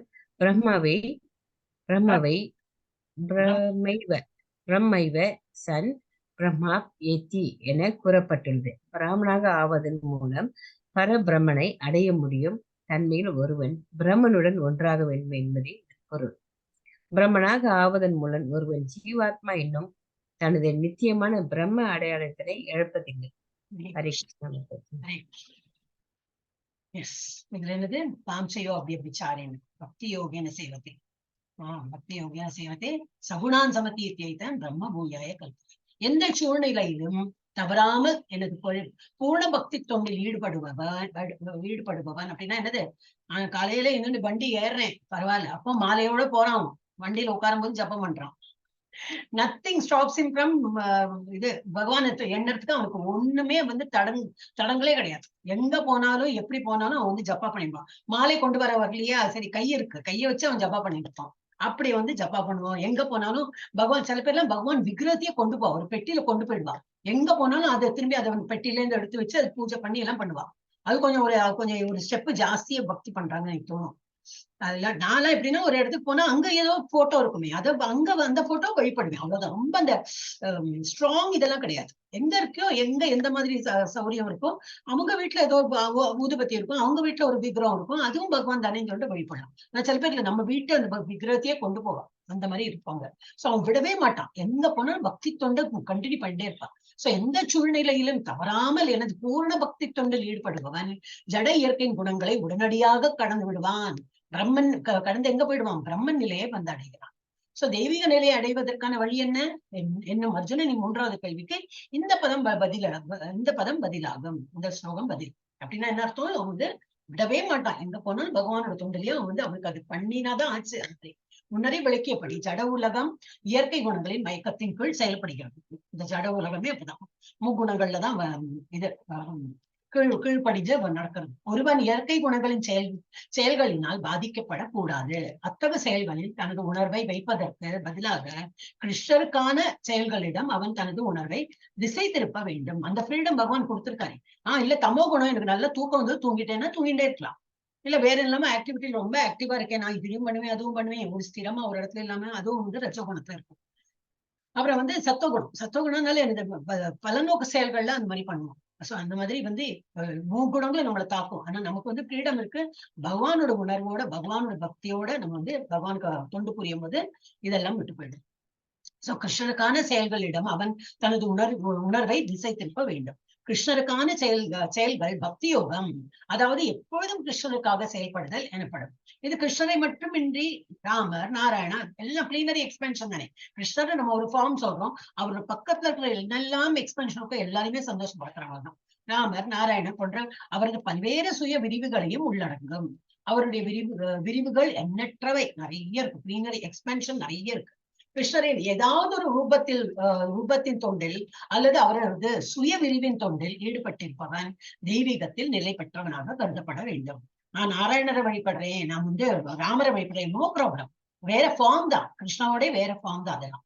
அப்புறம் கிருஷ்ணருடைய எல்லா ரூபங்களும் திவ்யமானவை, ஆனந்தமயமானவை, அறிவு நிரம்பியவை மற்றும் நித்தியமானவை. எல்லாமே ஈக்குவல் ஸ்டேட்டஸ் தான் அது எல்லாமே. ஏன்னா அவருடைய எக்ஸ்பென்ஷன் என்பதையும் கவனிக்க வேண்டும். அவர்கள் அனைவரும் சர்வ சக்திகளும் எல்லாவற்றையும் அறிந்தவர்களாக, எல்லா திவ்யமான குணங்களையும் தாங்கியவர்களாக உள்ளனர். அது என்ன பேர் கூட்டாலும் சரி, எல்லாம் பகவானோட அம்சங்கள் தான், எல்லாம் விரிவாக்கம் தான். அது பகவானையே விரிஞ்சு காட்டியிருக்காங்க. எனவே கிருஷ்ணரது தொண்டில் அல்லது அவரது சுய விரிவுகளின் தொண்டில் தவறாத உறுதியுடன் ஒருவன் தன்னை ஈடுபடுத்தினால் ஜட இயற்கையின் குணங்களை அகற்றிக் கொள்வது மிகவும் கடினமானது என்ற போதிலும் அவன் எளிதாக இவற்றை கடக்க முடியும். இதெல்லாம் முக்குணங்களை தாண்டது ரொம்ப கஷ்டம்தான். இருந்தாலும் பகவானுக்கு இந்த மாதிரி தொண்டு புரிய என்னாகும், அவன் வந்து எளிதில் அதை வந்து கடக்க முடியும். இது 7ஆம் அத்தியாயத்தில் ஏற்கனவே விளக்கப்பட்டது. கிருஷ்ணரிடம் சரணடைபவன் உடனடியாக ஜட இயற்கையின் குணங்களுடைய தாக்கத்திலிருந்து வெற்றி பெறுகின்றான். கிருஷ்ண உணர்வில் இருத்தல் அல்லது பக்தி தொண்டில் இருத்தல் என்றால் கிருஷ்ணருடன் சமநிலையை அடைதல் என்று பொருள். பகவானுக்கு சமமா நின்று அவன் வந்து அவ்வளவு வந்து பகவானை வந்து தொண்டு புரியான். அறிவுடனும் ஆனந்தத்துடனும் நித்தியமாக இருப்பதே எனது இயற்கை. தங்கத்துகள்கள் தங்க சுரங்கத்தின் அம்சங்கள். இதே போலதான் ஓஷன், ஆறுல வந்து உப்பு ரசம் உள்ள தண்ணி தான் இருக்கும். அது ஒரு drop of the ocean and ocean ரெண்டும் same, only quality same, only quantity difference. அதே போலதான் தங்க துகள்கள் அண்ட் தங்க சுரங்கம், அதுவும் இந்த எக்ஸாம்பிள் கொடுத்துருக்கு. ரெண்டும் சேம் தான், ஏன்னா குவாலிட்டி சேம் தான். அம்சங்கள் எனது இயற்கை தங்க துகள்கள் தங்க அம்சங்களின் தங்க சுரங்கத்தின் அம்சங்கள் என்பது போல ஆத்மாக்கள் என்னுடைய அம்சங்கள். நம்ம எல்லாம் வந்து பகவான்டே தான் வந்திருக்கோம். அதனால அவர் சொல்ற அகம் பீஜ பிதா அப்படின்னு வந்து சொல்ற, நான் தான் உங்களுக்கு பீஜம் கொடுத்து, பீஜம்னா அந்த என்னது இந்த மறந்தே போயிடும், விதைச்ச அவர் நம்மளை விதைச்சதுனாலதான் நம்ம வந்திருக்கோம். அது என்னது ஒரு மேனிஃபெஸ்ட் ஆகி நம்ம வந்திருக்கோம். சோ நம்ம வந்து பகவானுடைய அம்சங்கள் தான். அதனால நமக்கு வந்து சச்சிதானந்தம் தான் நம்ம சொல்லுவாங்க. எப்போ சத்தியமாக இருக்கிறவா, நம்ம இட்டர்னலா இருக்கிறதா, என்ன ஆல்வேஸ் ஹாப்பியா இருக்கணும், நம்ம தான் ஆனந்தத்தோட இருக்கிறது நம்ம ஆத்மா as well பகவான். அப்ப என்னுடைய அம்சங்கள் என்று பகவான் கூறுகிறார். எனவே ஜீவாத்மா தனது ஆன்மீக நிலையில் தங்கத்தை போன்றது அல்லது கிருஷ்ணரை போன்ற தன்மையை உடையது. நமக்கு சேம் குவாலிட்டி தான், Bhagavan same quality, only quantity wise ரொம்ப கம்மி, அவ்வளவுதான். இருப்பினும் தனித்தன்மையில் உள்ள வேறுபாடு தொடர்கின்றது. இல்லாவிடல் பக்தி யோகம் என்ற கேள்விக்கு இடமில்லை. அப்ப என்னது, அதே பகவானுடைய ஈக்குவல் ஸ்டேட்டஸ் வந்துதான் என்னது பக்தி, நான் தான் உன்னோட அளவுக்கு வந்துட்டேனே அப்படின்னு. அப்படி இல்லை, நம்ம வந்து ஒரே இதுதான், என்னது குவாலிட்டி சேம் தான். ஆனால் நம்ம வந்து கொஞ்சம் அவருக்கு கீழே அடிப்பணிந்துதான் இருக்க முடியும். ஏன்னா நம்மளோட வந்து குவான்டிட்டி வைஸ் கம்மி, அதாவது கிருஷ்ணரை போன்ற தன்மையை உடையது. இருப்பினும் தனித்தன்மையில் நம்ம வந்து தனித்தன்மையா தான், நம்ம ஜீவாத்மா வில்வி ஜீவாத்மா தான், அவர் வந்து பரமாத்மா தான். அந்த இதுல வந்து வேறுபாடு தொடர்கின்றது. இல்லாவிடல் பக்தி யோகம் என்ற கேள்விக்கு இடமில்லை. பக்தி யோகம் என்பது இறைவன் பக்தன் இவர்களுக்கு இடையிலான அன்பு பரிமாற்றம் தான் பக்தி யோகம். ஆகிய மூன்றையும் கொண்டுள்ளது. என்னது, இறைவன், ஜீவாத்மா, பரமாத்மா அண்ட் அவருக்கு இடையில் உள்ள சம்பந்தம், என்னது அது பக்தி. அது இல்ல சேம் லெவல்ல நம்ம போயிட்டோம்னாக்கா அப்புறம் பக்திங்கிறதுக்கே பாயிண்டே இல்ல. பக்தி யோகம் என்பது இறைவன் பக்தன் அவர்களுக்கு இடையிலான அன்பு பரிமாற்றம் ஆகிய மூன்றையும் உள்ளடக்கியது. எனவே பரமபுருஷ பகவான், ஜீவாத்மா ஆகிய இருவரிடமும் தனித்தன்மை உள்ளது. இல்லாவிடில் பக்தி யோகம் என்பதற்கு பொருள் ஒன்றுமே இல்லை. இறைவனுக்கு சமமாக திவ்யமான தளத்தில் ஒருவன் நிலை பெறவில்லை என்றேன் அவன் பரமபுருஷருக்கு தொண்டாற்ற முடியாது. மன்னனின் தனிப்பட்ட உதவி, ஃபார் எக்ஸாம்பிள் மன்னனோட புத்தகம், மன்னனின் தனிப்பட்ட உதவியாளனாக வேண்டுமெனில் அதற்கேற்ற தகுதிகளை பெற்றிருக்க வேண்டும். அதுபோல பிரம்மன் நிலை, அதாவது எல்லா ஜட தளங்களில் இருந்தும் விடுபட்ட நிலை பரமனுக்கு தொண்டாற்றுவதற்கான தகுதியாகும். வேத இலக்கியத்தில் பிரம்மைவ சன் பிரம்மா பேத்தி என்று கூறப்பட்டுள்ளது. பிரம்மனாக ஆவதன் மூலம் பரபிரம்மனை அடைய முடியும். பிரம்மனாக ஆவதன் மூலம் பரபிரம்மனை அடைய முடியும். தன்மையில் ஒருவன் பிரம்மனுடன் ஒன்றாக வேண்டும் என்பதே இதன் பொருள். பிரம்மனாக ஆவதன் மூலம் ஒருவன் ஜீவாத்மா என்னும் தனது நித்தியமான பிரம்ம அடையாளத்தினை இழப்பதில்லை. லாஸ்ட் ஸ்லோகம், லாஸ்ட் 27. ராஜேஸ்வரி மாதா படிச்சோம், 27 லாஸ்ட். ஹரே கிருஷ்ணா. ராஜேஸ்வரி மாதா இருக்கா? ஓகே, நானே படிச்சோம். ब्रह्मणो हि प्रतिष्ठाहम् अमृतस्यास्वयस्य च शाश्वतस्य च धर्मस्य सुखस्यैकान्तिकस्य च ब्रह्मण अरुव ब्रह्म ज्योतिये हि निश्चयமாக प्रतिष्ठा ஆதாரம் அகம் நான் அமிர்தஸ்ய மரணமற்ற அவ்யயஸ்ய அழிவற்ற ச மேலும் சாஸ்வதஸ்ய நித்தியமான ச கூட தர்மஸ்ய தர்மத்தின் சுகஸ்ய இன்பத்தின் ஐகாந்திகஸ்ய சுகஸ்யை காந்திகஸ்ய ச ஐகாந்திகோ இங்க ஐ இருக்கு. சுகஸ்யை நான் இப்படிதான் படிப்பேன், சுகஸ்யை காந்திகஸ்யன்னு படிப்பேன். இது வந்து சுகஸ்ய ஐகாந்திகஸ்ய இறுதி. ஓகே, மேலும் சனா மேலும். ஓகே, மொழிபெயர்ப்பு. மேலும் மரணமற்றதும் அழிவற்றதும் நித்தியமானதும் இறுதி இன்பத்தின் தர்மமுமான அருவ பிரம்மனின் ஆதாரம் நானே. சில பேர்லாம் அருவ ரூபத்தை வந்து வழிபடுறாங்க, பிரம்மன் ரூபத்தை. அதுவும் யாரு? அதுவும் நம்ம பகவானுடைய ஒரு அம்சம் தான். பிரம்மன் ரூபமும் பகவானுடைய ஒரு இதுதான், அம்சம்தான். இது வந்து மரணமின்மை, என்னைக்குமே அழிவில்லாதது, அழிவின்மை, நித்தியம், இன்பம் ஆகியவை பிரம்மனின் ஸ்வரூபமாகும். பரமசத்தியத்தை பற்றி திவ்ய உணர்வின் ஆரம்பம் பிரம்மன். இரண்டாம் நிலை என்னது? பரமாத்மா. நம்ம தான் சின்ன 18 days கோர்ஸ் இதெல்லாம் தான் சொல்லி கொடுக்குறோம். அதனால திரும்பி திரும்பி திரும்பி அந்த 18 days கோர்ஸ் பண்ணிட்டே இருக்கும். 3 ways of understanding God: பிரம்மன், பரமாத்மா, பகவான். சோ ஃபர்ஸ்ட் இது என்னது? சத்தியம், பரமசத்தியம், அழிவற்றது. இதெல்லாம் என்னது? பிரம்மனோட ரூபம். அடுத்த ஸ்டேஜ் என்னது? நடுநிலை, பரமாத்மா. இறுதி நிலை என்னது? பரமபுருஷனான பகவான். எனவே பரமாத்மாவும் அருவ பிரம்மனும் பரமபுருஷன் பகவானுக்குள் இருக்கின்றன. எல்லாம் ஒன்றுதான். பகவான் தான் இந்த எக்ஸ்பேண்ட் பண்ணி காட்டியிருக்காரு. ஜட இயற்கை பரமபுருஷனின் தாழ்ந்த சக்தியின் தோற்றம். ஜட இயற்கை என்னது? தாழ்ந்த சக்தி. அதெல்லாம் நம்ம 7th படிச்சிட்டோம், 7th chapterல படிச்சிட்டோம். ஜட இயற்கை வந்து இந்த லோவர் சக்தியோட அது வந்து இயற்கையெல்லாம் படைத்திருக்க. நம்ம எல்லாம் கொஞ்சம் ஹையர் வந்துட்டோம். ஜட இயற்கை பரமபுருஷன் தாழ்ந்த சக்தியின் தோற்றம் என்று 7ஆம் அத்தியாயத்தில் விளக்கப்பட்டது. அந்த தாழ்ந்த ஜட சக்தியினை உயர்ந்த சக்தியின் துகள்களை கொண்டு பகவான் கருவுற செய்கிறார்.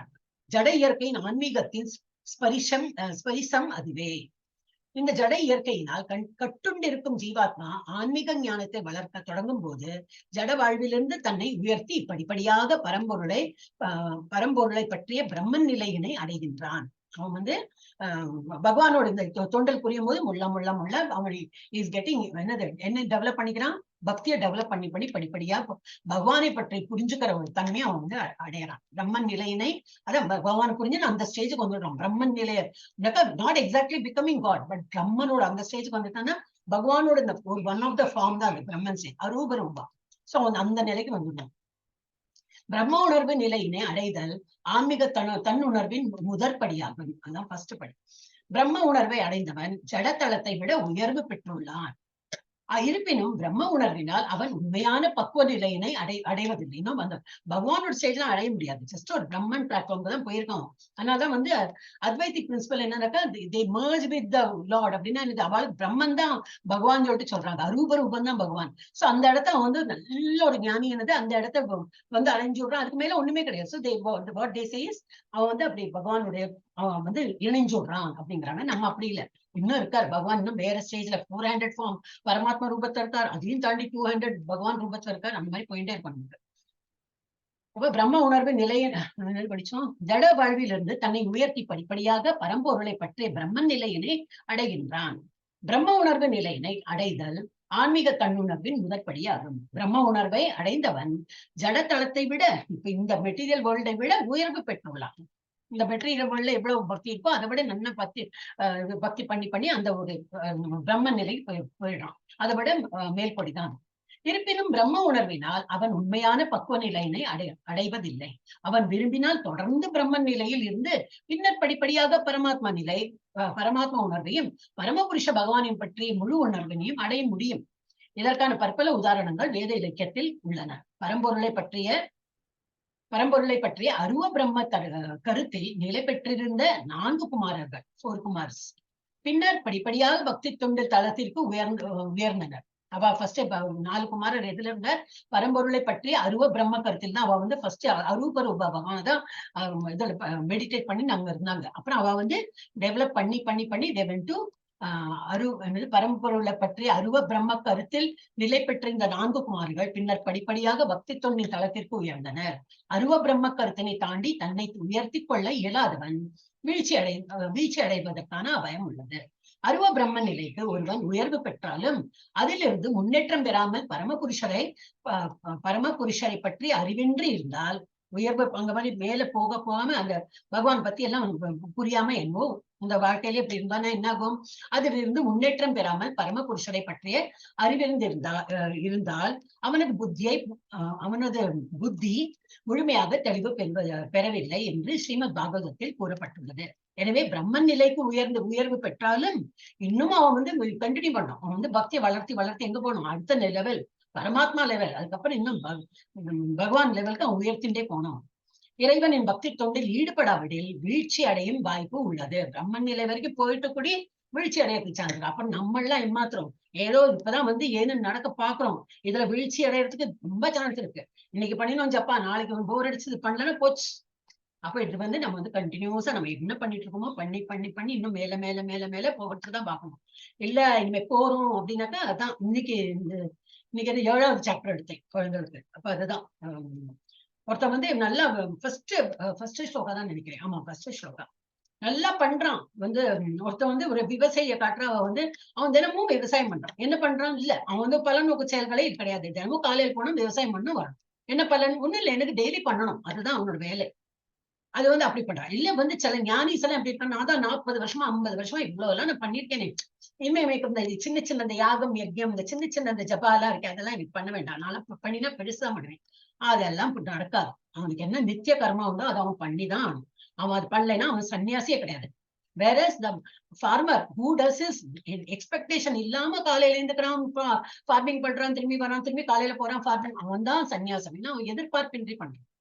சோ அந்த சன்னியாசத்தோட ஃபர்ஸ்ட் ஸ்லோகா எனக்கு வந்து அந்த குழந்தைகள் சொல்லி கொடுப்போம். I don't know how much the understand. நம்ம படிக்க நான் சொல்லிக் கொடுக்க இப்ப 2.5 வருஷமா சொல்லி கொடுக்குறேன். கொஞ்சம் ஒரு மாசமா அவளுக்கு சொல்லி கொடுக்கும்போது ஐ லேர்ன் ஒரு பெர்ஸ்பெக்டிவ்ல நான் பார்த்து நான் வந்து புரியுறது. சோ இதெல்லாம் அப்படிதான். இந்த இது வந்து படிக்கதான் நமக்கு வரும். சோ என்னன்னா பிரம்மன் நிலையில போயிட்டு கூட வீழ்ச்சி அடையறதுக்கு சான்ஸ் இருக்கு. அப்ப நம்மளும் பிரம்மனுக்கு போலேன்னா ஏபிசிடியில ஏ கூட கேபிட்டல் லெட்டர் எழுத தெரியாது, அந்த லெவல்ல தான் இருப்போம். சோ நமக்கு எல்லாம் வீழ்ச்சி அடையறதுக்கு ரொம்ப சான்ஸ் இருக்கு. அதனால கேர்ஃபுல்லா நம்ம வந்து இந்த பாதையில போயிட்டு இருக்கோம். இது வந்து ஸ்ரீமத் பாகவதத்தில் கூறப்பட்டுள்ளது. எனவே பிரம்மன் நிலைக்கு உயர்வு பெற்றாலும் இறைவனின் பக்தி தொண்டில் ஈடுபடாவிடில், எவ்வளவு ஹை லெவல் போயாச்சும் அப்போ பக்தி தொண்டில் ஈடுபடாவிடில் வீழ்ச்சி அடையும் வாய்ப்பு உள்ளது. வேத மொழியில் இதுவும் கூறப்பட்டுள்ளது. ரசோவைச ரசம் ஹேவாயம் லப்த வானந்தி பவதி. ரசங்களின் இருப்பிடமான முழுமுதற் கடவுள் கிருஷ்ணரை ஒருவன் புரிந்து கொள்ளும் போது உண்மையிலேயே அவன் தெய்வீக ஆனந்தம் உடையவனாக ஆகின்றான். தைத்திரிய உபநிஷத்துல கொடுத்திருக்கு. எல்லாமே வித் ரெஃபரன்ஸ் தான் இங்க கொடுத்திருக்கு. இதெல்லாம் உபநிஷதெல்லாம் நான் வந்து நம்ம ரெஃபர் பண்ணி தான் பிரபுபாதா எழுதியிருக்காரு.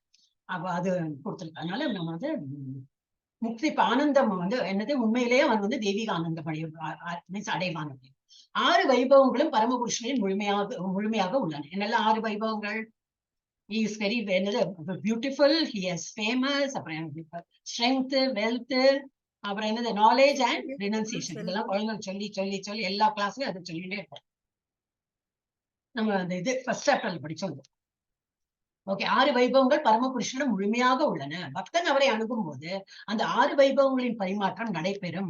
மன்னனின் சேவகன் ஏறக்குறைய மன்னனுக்கு சமமாக இன்பத்தை அனுபவிக்கின்றான். ஏன்னா அதே மாளிகையில இருப்போம், அவன் சேவனா இருப்போம். இப்ப நம்ம வீட்டுல ஃபுல் டைம் சர்வெண்ட் போட்டோம்னா நம்ம இருப்போம், பெரிய மாளிகையில இருப்போம். வச்சுக்கலாமே, இப்போ கற்பனை பண்றதுல பெரிய மாளிகையை நம்ம வந்து திங்க் பண்ணலாம். எனக்கு 2 பெட்ரூம்ல வந்து திங்க் பண்ணணும். பெரிய மாளிகையில் வரும், எல்லா வேலையும் நம்மளால பண்ண முடியுமா? ஏறி இறங்கி அந்த ரூமை கிளீன் பண்ணி இதெல்லாம் நம்மளால முடியாது. அப்ப என்னது, ஒரு வேலைக்காரி பிடிப்போம், ஒன்னும் இல்லையே. அங்க இப்போ அம்பானி வீட்டுல இங்க இருக்கே, Ambani 600-600 people working in his house. என்னதான் இருக்கு தெரியாது, ஆனா பெரிய வீடு அவரோட எல்லாம். அப்ப 600 டெஃபினட்டா 600 சர்வெண்ட்ஸ். அப்பா, வீட்டுக்கே இவ்வளவு சர்வெண்ட். சோ அப்ப என்னது, அவளுக்கு அப்ப அந்த சர்வெண்ட் என்னது, அதே ஏசி அனுபவிக்கிறான், அதே டிவி பார்ப்பான், எல்லாம் அனுபவிப்பான். யூ திங்க் அந்த அம்பானி வீட்டுல உட்காந்து இந்த டிவி எல்லாம் பார்த்துன்னு உட்காந்துட்டு இருக்கான். அவனுக்கு இதே 24 hours தான், தூங்குற டைமும் இதே தான். அவனுக்கு வேலைக்கு அவன் டெஃபினட்டா பிசினஸ் பண்ணி தான் ஆகணும். அவன் அதெல்லாம் பண்ணவில்லை. நான் வீட்டுல ஏசி இதுல உட்காந்துட்டு இருக்கேன், நல்லா கார்டன்லாம் அவன் வீட்டுல இது இருக்கு, நல்லா இருக்குன்னு அவனால உட்கார முடியாது. அவன் வேலைன்னு வேலை பண்ணிட்டு போவான். அப்ப அந்த அனுபவிக்கிறது யாரு? அங்க இருக்கிற வேலைக்காரி, வீட்டு வேலை பண்றவங்களதான் அனுபவிக்கிறாங்க. சோ இது அதேதான் கொடுத்திருக்கு. மன்னனுக்கும் சமமாக இன்பத்தை அனுபவிக்கின்றான். யாரு? சேவகன். அவங்க தானே மாளிகையில தானே இருக்காங்க.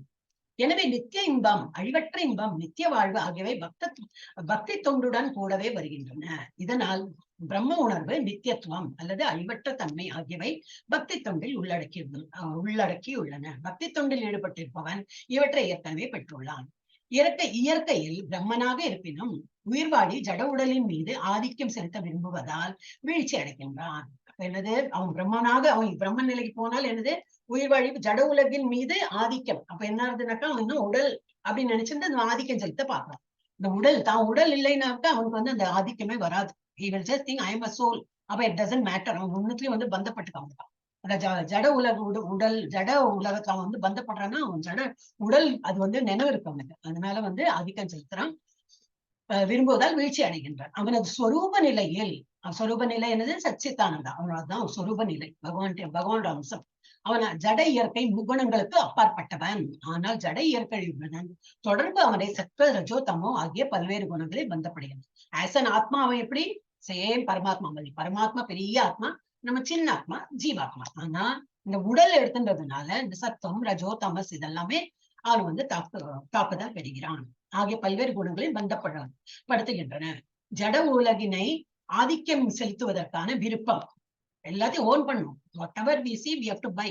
எல்லாத்தையும் நான் ஓன் பண்ணணும். this should be under my control. அந்த மாதிரி எல்லாத்தையும் வந்து கேப்சர் பண்ண பார்க்கலாம். இந்த முக்குணங்களின் தொடர்பினாலேயே இருக்கின்றது. பூர்ண கிருஷ்ண உணர்வுடன் பக்தி தொண்டில் ஈடுபடுவதால் ஒருவன் உடனடியாக திவ்யமான தளத்தில் நிலை பெறுகின்றான். ஜட இயற்கை ஆளும் அவனது சட்ட விரோதமான விருப்பம் நீக்கப்பட்டு விடுகின்றன. எனவே பக்தி தொண்டை உணர்வதற்கு பரிந்துரைக்கப்படும் 9 வழிமுறைகள் ஸ்டார்டிங் வித் ஸ்ரவணம், காதால கேட்கறது. அப்புறம் இதெல்லாம் நவவித பக்தி சொல்லுவாங்க. ஸ்ரவணம், கீர்த்தனம் மற்றும் ஸ்மரணம் இதெல்லாமே ஜப்பால வந்துடும்.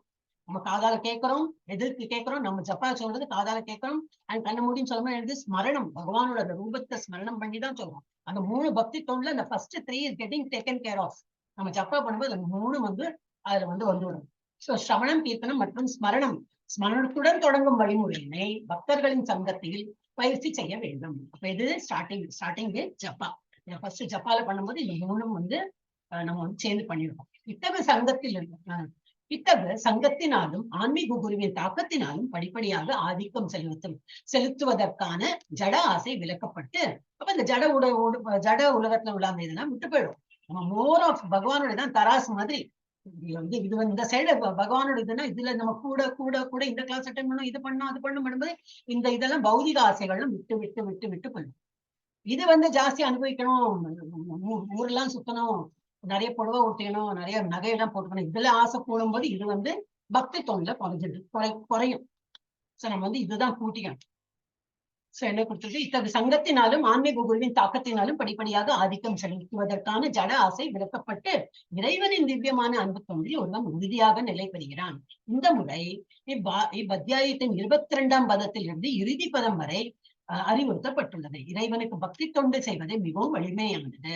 ஒருவன் எப்பொழுதும் இறைவனுடைய கைங்கரியத்தில் ஈடுபட வேண்டும். விக்கிரகத்திற்கு படைக்கப்பட்ட பிரசாதத்தினை உண்ண வேண்டும். அல்ல அந்த பிரசாதம் அந்த மாதிரி சாப்பிடாத பிரசாதம் நம்ம சாப்பிடுறோம். ஏன்னா ஸ்லோகால கொடுத்துருக்கு, நமக்கு பகவானுக்கு கொடுக்காததான் நம்ம சாப்பிடுறோம்னாக்கா நம்ம பாவத்தையே உண்கிறோம் அப்படின்னு தான் அது ஸ்லோகத்திலேயே கொடுத்துருக்கு. சோ நம்ம என்ன பண்ணணும், என்ன சாப்பிடுறோம் பகவானுக்கு ஆஃபர் பண்ணணும். ஆனா அப்கோர்ஸ் பகவான் மாட்டுக்கறி ஆட்டுக்கறி கேட்கறது இல்லை. அப்ப நமக்கு என்னது, பை டிஃபால்ட் நம்ம இதுதான்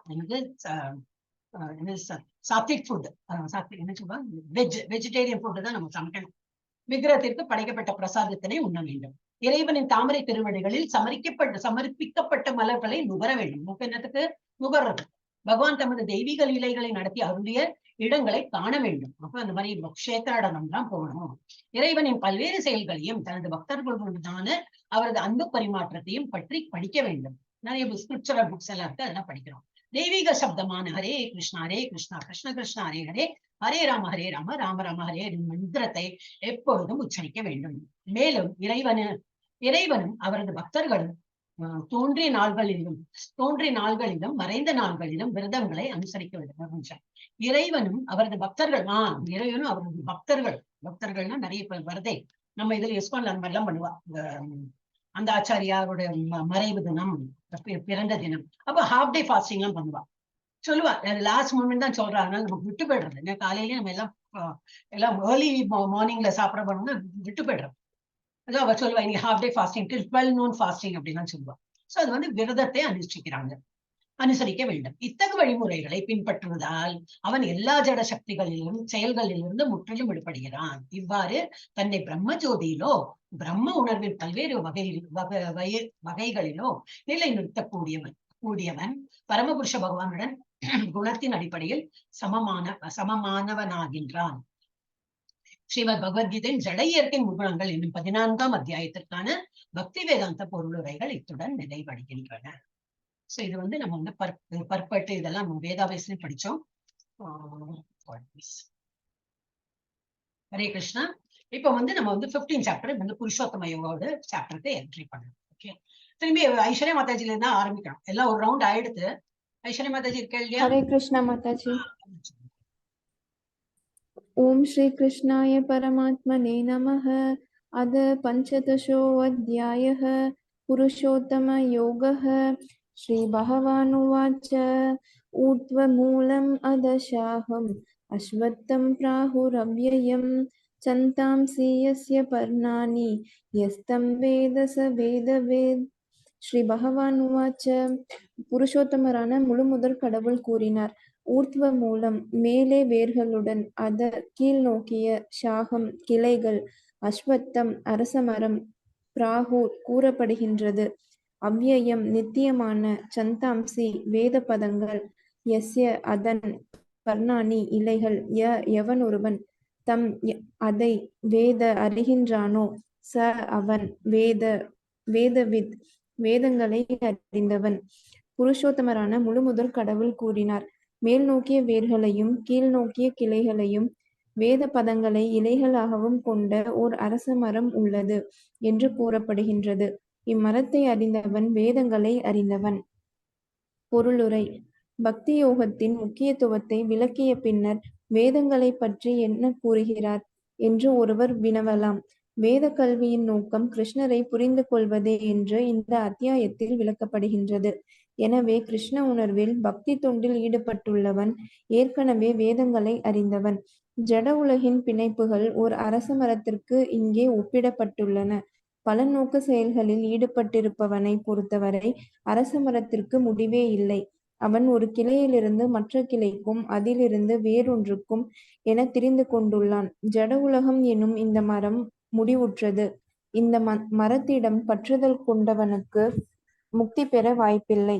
ஒருவனை உயர்த்துவதற்கான வேத மந்திரங்கள் இம்மரத்தின் இலைகள் என்று கூறப்படுகின்றன. இதன் வேர்கள் மேல் நோக்கி வளர்கின்றன. ஏனெனில் இவ்வுலகத்தின் மிக உயர்ந்த கிரகமான பிரம்மா வசிக்கும் இடத்திலிருந்து அவை தோன்றுகின்றன. மாயையின் இந்த அழிவற்ற மரத்தை ஒருவன் புரிந்து கொண்டால் இதிலிருந்து அவன் வெளியேற முடியும். இந்த பதத்திலிருந்து விடுபடுவதற்கான வழிமுறையினை புரிந்து கொள்ளுதல் அவசியம். முந்தைய அத்தியாயங்களில் பௌதீக பந்தத்திலிருந்து வெளியேறுவதற்கான பற்பல வழிமுறைகள் விளக்கப்பட்டன. மேலும் பரம புருஷருக்கான பக்தி தொண்டே மிக சிறந்த வழி என்பதையும் 13ஆம் அத்தியாயம் வரை நாம் கண்டோம். பக்தி தொண்டின் அடிப்படை கொள்கை ஜட செயல்களில் பற்றில்லாமல் இருப்பதும் இறைவனுடைய தெய்வீக தொண்டில் பற்றுதல் கொள்வதும் ஆகும். ஜட உலகின் மீதான பற்றுதலை முறிக்கும் வழிமுறை இந்த அத்தியாயத்தின் ஆரம்பத்தில் விவாதிக்கப்படுகின்றது. ஜட வாழ்வின் வேரானது மேல் நோக்கி வளர்கிறது. இந்த வேர் மொத்த ஜட வஸ்துக்களிலிருந்து, அதாவது பிரபஞ்சத்தின் மிக உயர்ந்த கிரகத்திலிருந்து தொடங்குகின்றது என்று பொருள். அங்கிருந்து பிரபஞ்சம் முழுவதிலும் விரிவடைகின்றது. விரிவடையும் கிளைகள் பல்வேறு கிரக அமைப்புகளை குறிக்கின்றன. அதன் பலங்கள் உயிர்வாளிகளின் செயல்களான அறம், பொருள், இன்பம், வீடு ஆகியவற்றை குறிக்கின்றன. அடுத்ததாக கிளைகள். கீழும் வேர் மேலுமாக இருக்கும் மரத்தினுடைய அனுபவம் நமக்கு இந்த உலகில் இல்லை. இருப்பினும் அது போன்று ஒன்று உள்ளது. அத்தகு மரத்தினை நீர்த்தேக்கத்தின் அருகில் காண முடியும். கரையில் இருக்கும் மரங்கள் தங்களது கிளைகள் கீழே வேர்கள் மேலுமாக நீரில் பிரதிபலிப்பதை நம்மால் காண முடியும். வேறு விதமாக கூறினால், ஜட உலகம் என்னும் இந்த மரம் ஆன்மீக உலகம் என்னும் உண்மையான மரத்தின் பிரதிபலிப்பாகும். மரத்தின் பிம்பம் நீரில் அமைந்திருப்பதைப் போல ஆன்மீக உலகின் பிம்பம் ஆசையில் அமைந்துள்ளது. பிம்பமான ஜட ஒளியின் மீது விஷயங்கள் அமைந்திருப்பதற்கான காரணம் ஆசையே. ஜட வாழ்விலிருந்து வெளியேற விரும்புபவன் ஆய்வறிவின் மூலம் இந்த மரத்தை தெளிவாக புரிந்து கொள்ளுதல் அவசியம். அதன் பின்னர் இம்மரத்துடனான உறவை அவனால் துண்டிக்க முடியும். உண்மை மரத்தின் பிம்பமான இம்மரம் துல்லியமான நகலாகும். ஆன்மீக உலகில் எல்லாம் இருக்கின்றன. அருவவாதிகள் இந்த ஜடமரத்தின் மூல வேராக பிரம்மனை எடுத்துக் கொள்கின்றனர். சாங்கிய தத்துவப்படி அந்த வேரிலிருந்து பிரகிருதி, புருஷர், 3 குணங்கள், பிறகு பஞ்ச மகாபூதங்கள், அதன் பின் 10 புலங்கள், தசேந்திரிய, மனம் என்று ஒவ்வொன்றாக வருகின்றன. இவ்வாறு மொத்த ஜட உலகையும் அவர்கள் 24 மூலக்கூறுகளாக பிரிக்கின்றனர். எல்லா தோற்றங்களுக்கும் பிரம்மனை மையமாக எடுத்து கொண்டால் இந்த ஜட உலகம் அந்த மையத்தின் 180 கோணங்கள் டிகிரிகள் கொண்ட தோற்றமே. மீதமுள்ள 180 கோணங்கள் ஆன்மீக உலகமாகும். ஜட உலகம் ஒரு திரிபடைந்த பிம்பம் என்பதால் இங்குள்ள வேறுபாடுகள் ஆன்மீக உலகிலும் இருக்க வேண்டும். ஆனால் அங்கு அவை உண்மையானவை. பிரகிருதி என்பது முழுமுதற் கடவுளின் வெளிப்புற சக்தி. புருஷ என்பது சாக்ஷாத் முழுமுதற் கடவுளே. இது பகவத்கீதையில் விளக்கப்பட்டுள்ளது. இந்த தோற்றம் பௌதிகமானது என்பதால் அது தற்காலிகமானதும் கூட.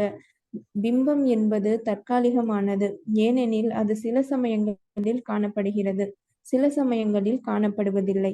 ஆனால் எதை அடிப்படையாக வைத்து இந்த பிம்பம் பிரதிபலிக்கப்படுகின்றதோ அந்த மூலம் நித்தியமானது.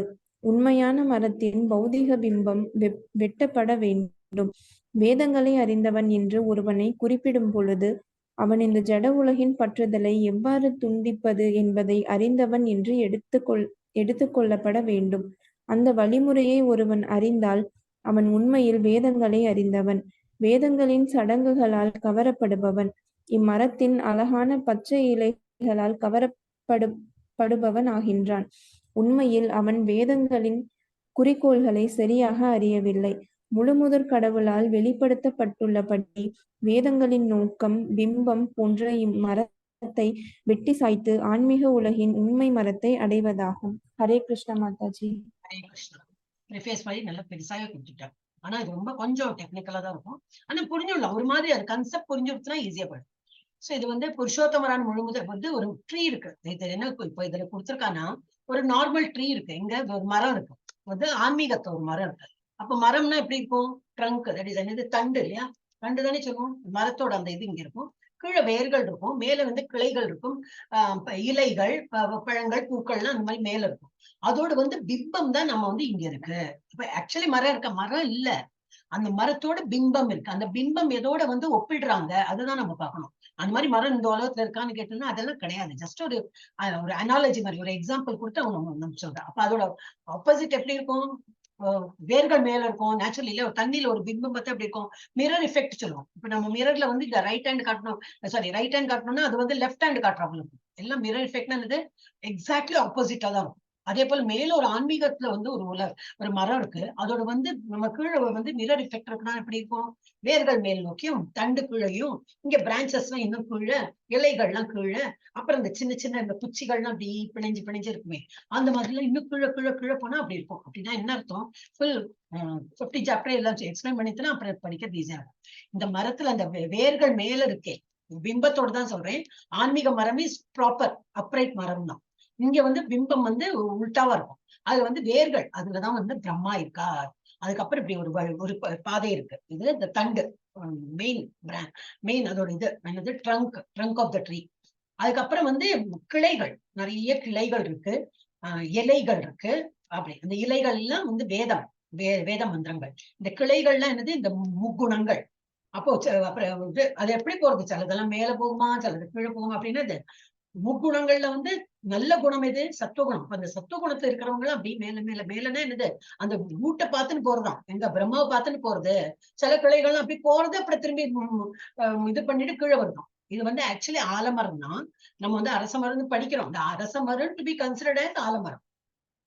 ஏன்னா அரச மரத்துக்குள்ள இந்த மாதிரி எல்லாம் இந்த விழுதெல்லாம் கிடையாது. இப்ப நம்ம வந்து ஒரு ஆலமரத்தை பார்த்தோம்னா இப்படி இருக்கும், திரும்பி அதோட இதெல்லாம் ரூட்ஸ் எல்லாம் இப்படி வந்துட்டே இருக்கும் இல்லையா? அப்ப அதை வச்சுதான் கற்பனை பண்ணிதான் இதை எழுதியிருக்கு. பட் படிக்கும்போது அரச மரம் படிக்கலாம். ஏன்னா பகவான் இஸ் ஆஸ், அவர் வந்து இந்த உலகத்துல வந்து இது என்னது, நான் வந்து அரச மரத்துல விழுந்து இவ்வளவு மரத்துல நான் வந்து அரச மரமா இருக்கேன் அப்படிங்கிற பகவான்.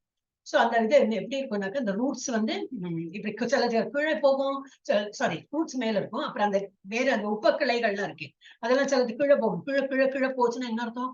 பௌதிக பந்தத்துல மாட்டின்னு இருக்கும்னு அர்த்தம். அதை வந்து விடுவிக்கவே முடியாது. சுடுக்கு போட்டுன்னு இப்படி இருக்கும்.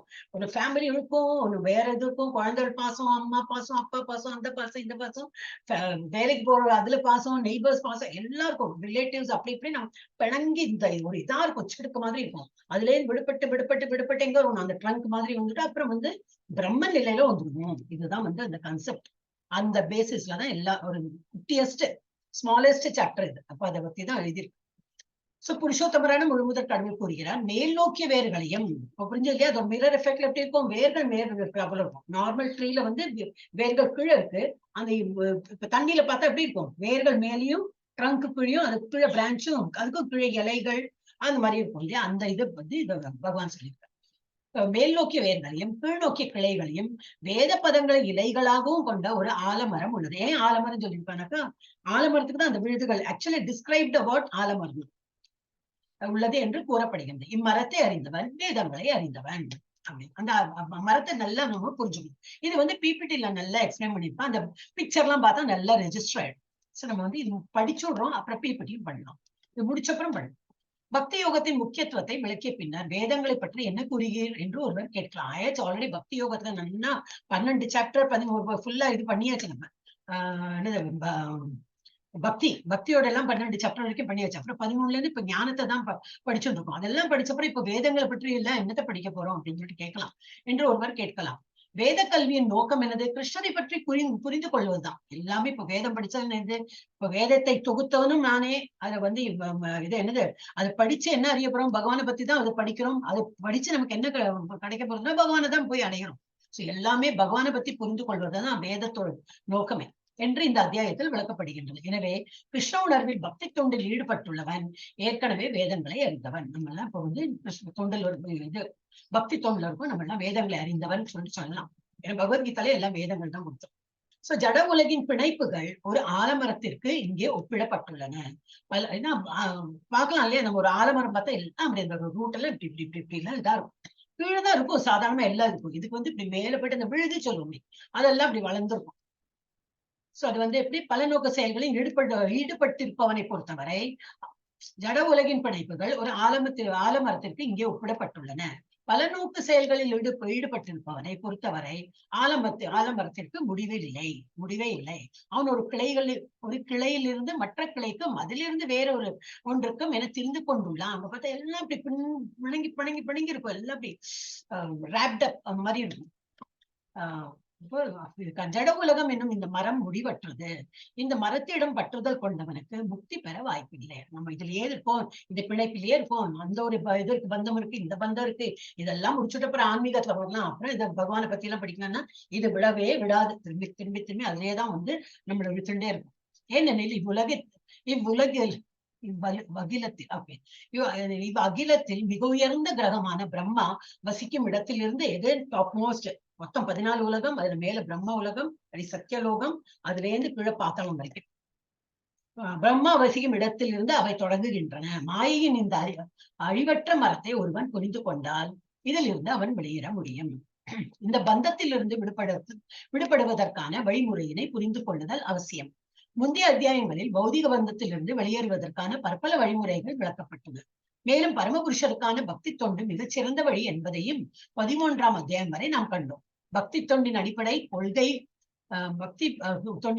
கொள்கை ஜட செயல்களில் பற்றில்லாமல் இருப்பதும், அதுதான் முதல்ல சொல்றாங்க இல்லையா, ஜட உலகங்கள்ல ஜட செயல்கள் எல்லாம் நம்ம வந்து பற்றில்லாம இருக்கிறது தான் ஃபர்ஸ்ட்.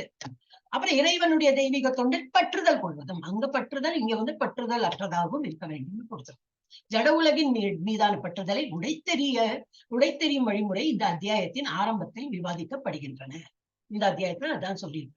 எப்படி வந்து இந்த பௌதிக உலகத்துல உள்ள சம்பந்தத்தை எப்படி வெட்டெறியணும்ன்றதுதான் காட்டியிருக்காங்க. அதனால ஒரு மரம் சொல்லிட்டுன்னா ஒரு எக்ஸாம்பிள் கொடுத்துருக்காங்க. ஜட வாழ்வின் வேறானது மேல் நோக்கி வளர்கின்றது. ஏன்னா இப்ப நம்ம பிம்பத்தை தான் பாக்குறோம். ஓகே, அது எப்படி எந்த மரத்துல இந்த மாதிரி மேல அப்படிலாம் நினைக்க கூடாது. Only there is a tree இந்த ஸ்பிரிச்சுவல் வேர்ல்ட், ஒரு ட்ரீ இருக்கு, அதோட பிம்பத்தை நம்ம பாக்குறோம். அப்ப பிம்பம் எப்படி இருக்கும், வேர்கள் மேல் நோக்கி தான் இருக்கும். சோ ஜட வாழ்வின் வேறானது மேல் நோக்கி வளர்கின்றன. இந்த வேர் மொத்த ஜட வஸ்துக்களிலிருந்து, அதாவது பிரபஞ்சத்தின் மிக உயர்ந்த கிரகம் பிரம்ம உலகம், அங்கிருந்து தொடங்குகின்றது என்று பொருள். அங்கிருந்து பிரபஞ்சம் முழுவதிலும் விரிவடையும் கிளைகள் பல்வேறு கிரக அமைப்புகளை குறிக்கின்றன. அதன் பழங்கள் உயிர்வாழிகளின் செயல்களான அறம், பொருள், இன்பம், வீடு ஆகியவற்றை குறிக்கின்றன. இதுல தான் பிடிங்கி இருப்பாங்க. பொருள் ஈட்டணும், இன்பம் இன்னும் நிறைய அனுபவிக்கணும், இன்னும் நிறைய ஹாப்பினஸ் வரணும், வீடு கட்டணும், அறம், பொருள் எல்லாம் இருக்கும். அதுல வந்து அதுலயே அந்த செயல்லையே மாற்றிட்டு இருக்கான். அடுத்ததாக கிளைகள், கீழும் வேர் மேலுமாக இருக்கும் மரத்தினுடைய அனுபவம் நமக்கு இந்த உலகில் இல்லை. இருப்பினும் இது மாதிரி வந்து இந்த உலகத்துல வந்து நம்ம பார்க்க முடியாது. இருப்பினும் அது போன்ற ஒன்று உள்ளது அப்படின்னா எனக்கு ஜஸ்ட் ஒரு இமேஜின் பண்ணிக்கிறோம். அப்ப அது வந்து அனாலஜி மாதிரி தான் வச்சிருக்கான். அத்தகு மரத்தினை நீர்த்தேக்கத்தின் அருகில் காண முடியும். பிம்பம் தெரியுமே, அதனால மரத்தினை கொஞ்சம் நீர்த்தேக்கத்தின் இதுல காணலாம். கரையில் இருக்கும் மரங்கள் தங்களது கிளைகள் கீழேயும் வேர்கள் மேலேயுமாக நீரில் பிரதிபலிப்பதே நம்மால் காண முடியும். So you can actually see இந்த மாதிரி உலகத்துல இருக்கானே இல்லை. ஆனாலும் சில மரங்கள் இப்ப தேங்காய் மரம்லாம் இது பக்கத்துல நட்டுருப்பா இல்லையா, அந்த ஷோர் பக்கத்துல இருக்கும், நதி கரையில இருக்கும். அப்ப அந்த பிம்பத்தை பார்த்தா எப்படி இருக்கும், இலைகள்லாம் கீழே அந்த தேங்காய் எல்லாம் கீழே இருக்கும், மேல ட்ரங்க் இருக்கும், அந்த மாதிரி தெரியுமே. அது போல பிரதிபலிப்பதை நம்ம வந்து பார்க்கலாம், நீரில் பிரதிபலிப்பதை நம்மால் காண முடியும். வேறு விதமாக கூறினால் ஜட உலகம் என்னும் இந்த மரம் ஆன்மீக உலகம் என்னும் உண்மையான மரத்தின் பிரதிபலிப்பாகும். அப்ப சத்தியமா அது ஒரு மரம் இருக்க மரம் இல்ல, ஒன்லி அனாலஜி மாதிரி கொடுத்து நமக்கு வந்து எங்க மாட்டின் இருக்கும், இதுல இருந்து எப்படி விடுபடணும் அப்படின்னு சொல்றதுக்கு ஒரு மரத்தோட ஸ்டோரி சொல்றாங்க.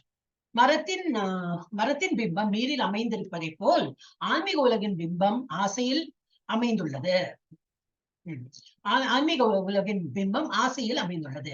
பிம்பமான ஜட ஒளியின் மீது விஷயங்கள் அமைந்திருப்பதற்கான காரணம் ஆசையை எல்லாம் நம்ம வந்து முதல்ல ஃபர்ஸ்ட் என்ன வருது, ஏதோ பொருள் அடையாளம் சொல்லிட்டு ஒரு ஆசை வருது. அதுல இருந்தா நம்ம வந்து ஸ்லோலி கெட்டிங் கனெக்டட் டு அந்த ஜட உலகத்துல உள்ள இது ஈர்ப்பு சக்தியில நம்ம மாட்டிடுவோம்.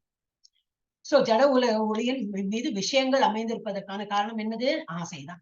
ஜட வாழ்விலிருந்து வெளியேற விரும்பவன் ஆய்வறிவின் மூலம் அந்த மரத்தை தெளிவாக புரிந்து கொள்ளுதல் அவசியம். அப்புறம் வெட்டறிய வேண்டும் அப்படின்னு சொல்லுவார்.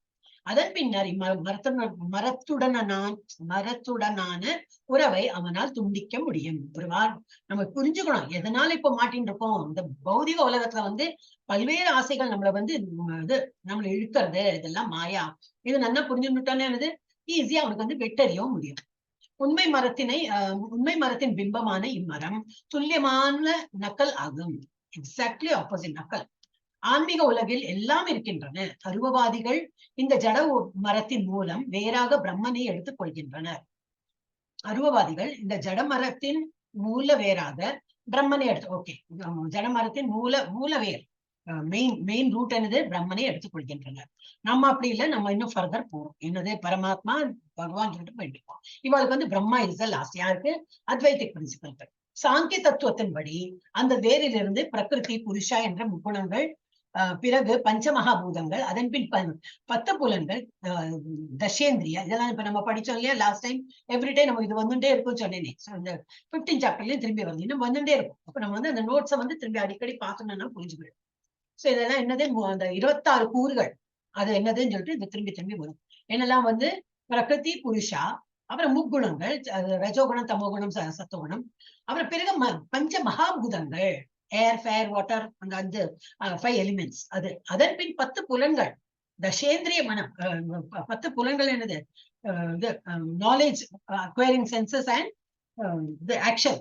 அதுக்கு என்னது? ஞானேந்திரியா, கர்மேந்திரியா, அது எல்லாமே சேர்த்து 10.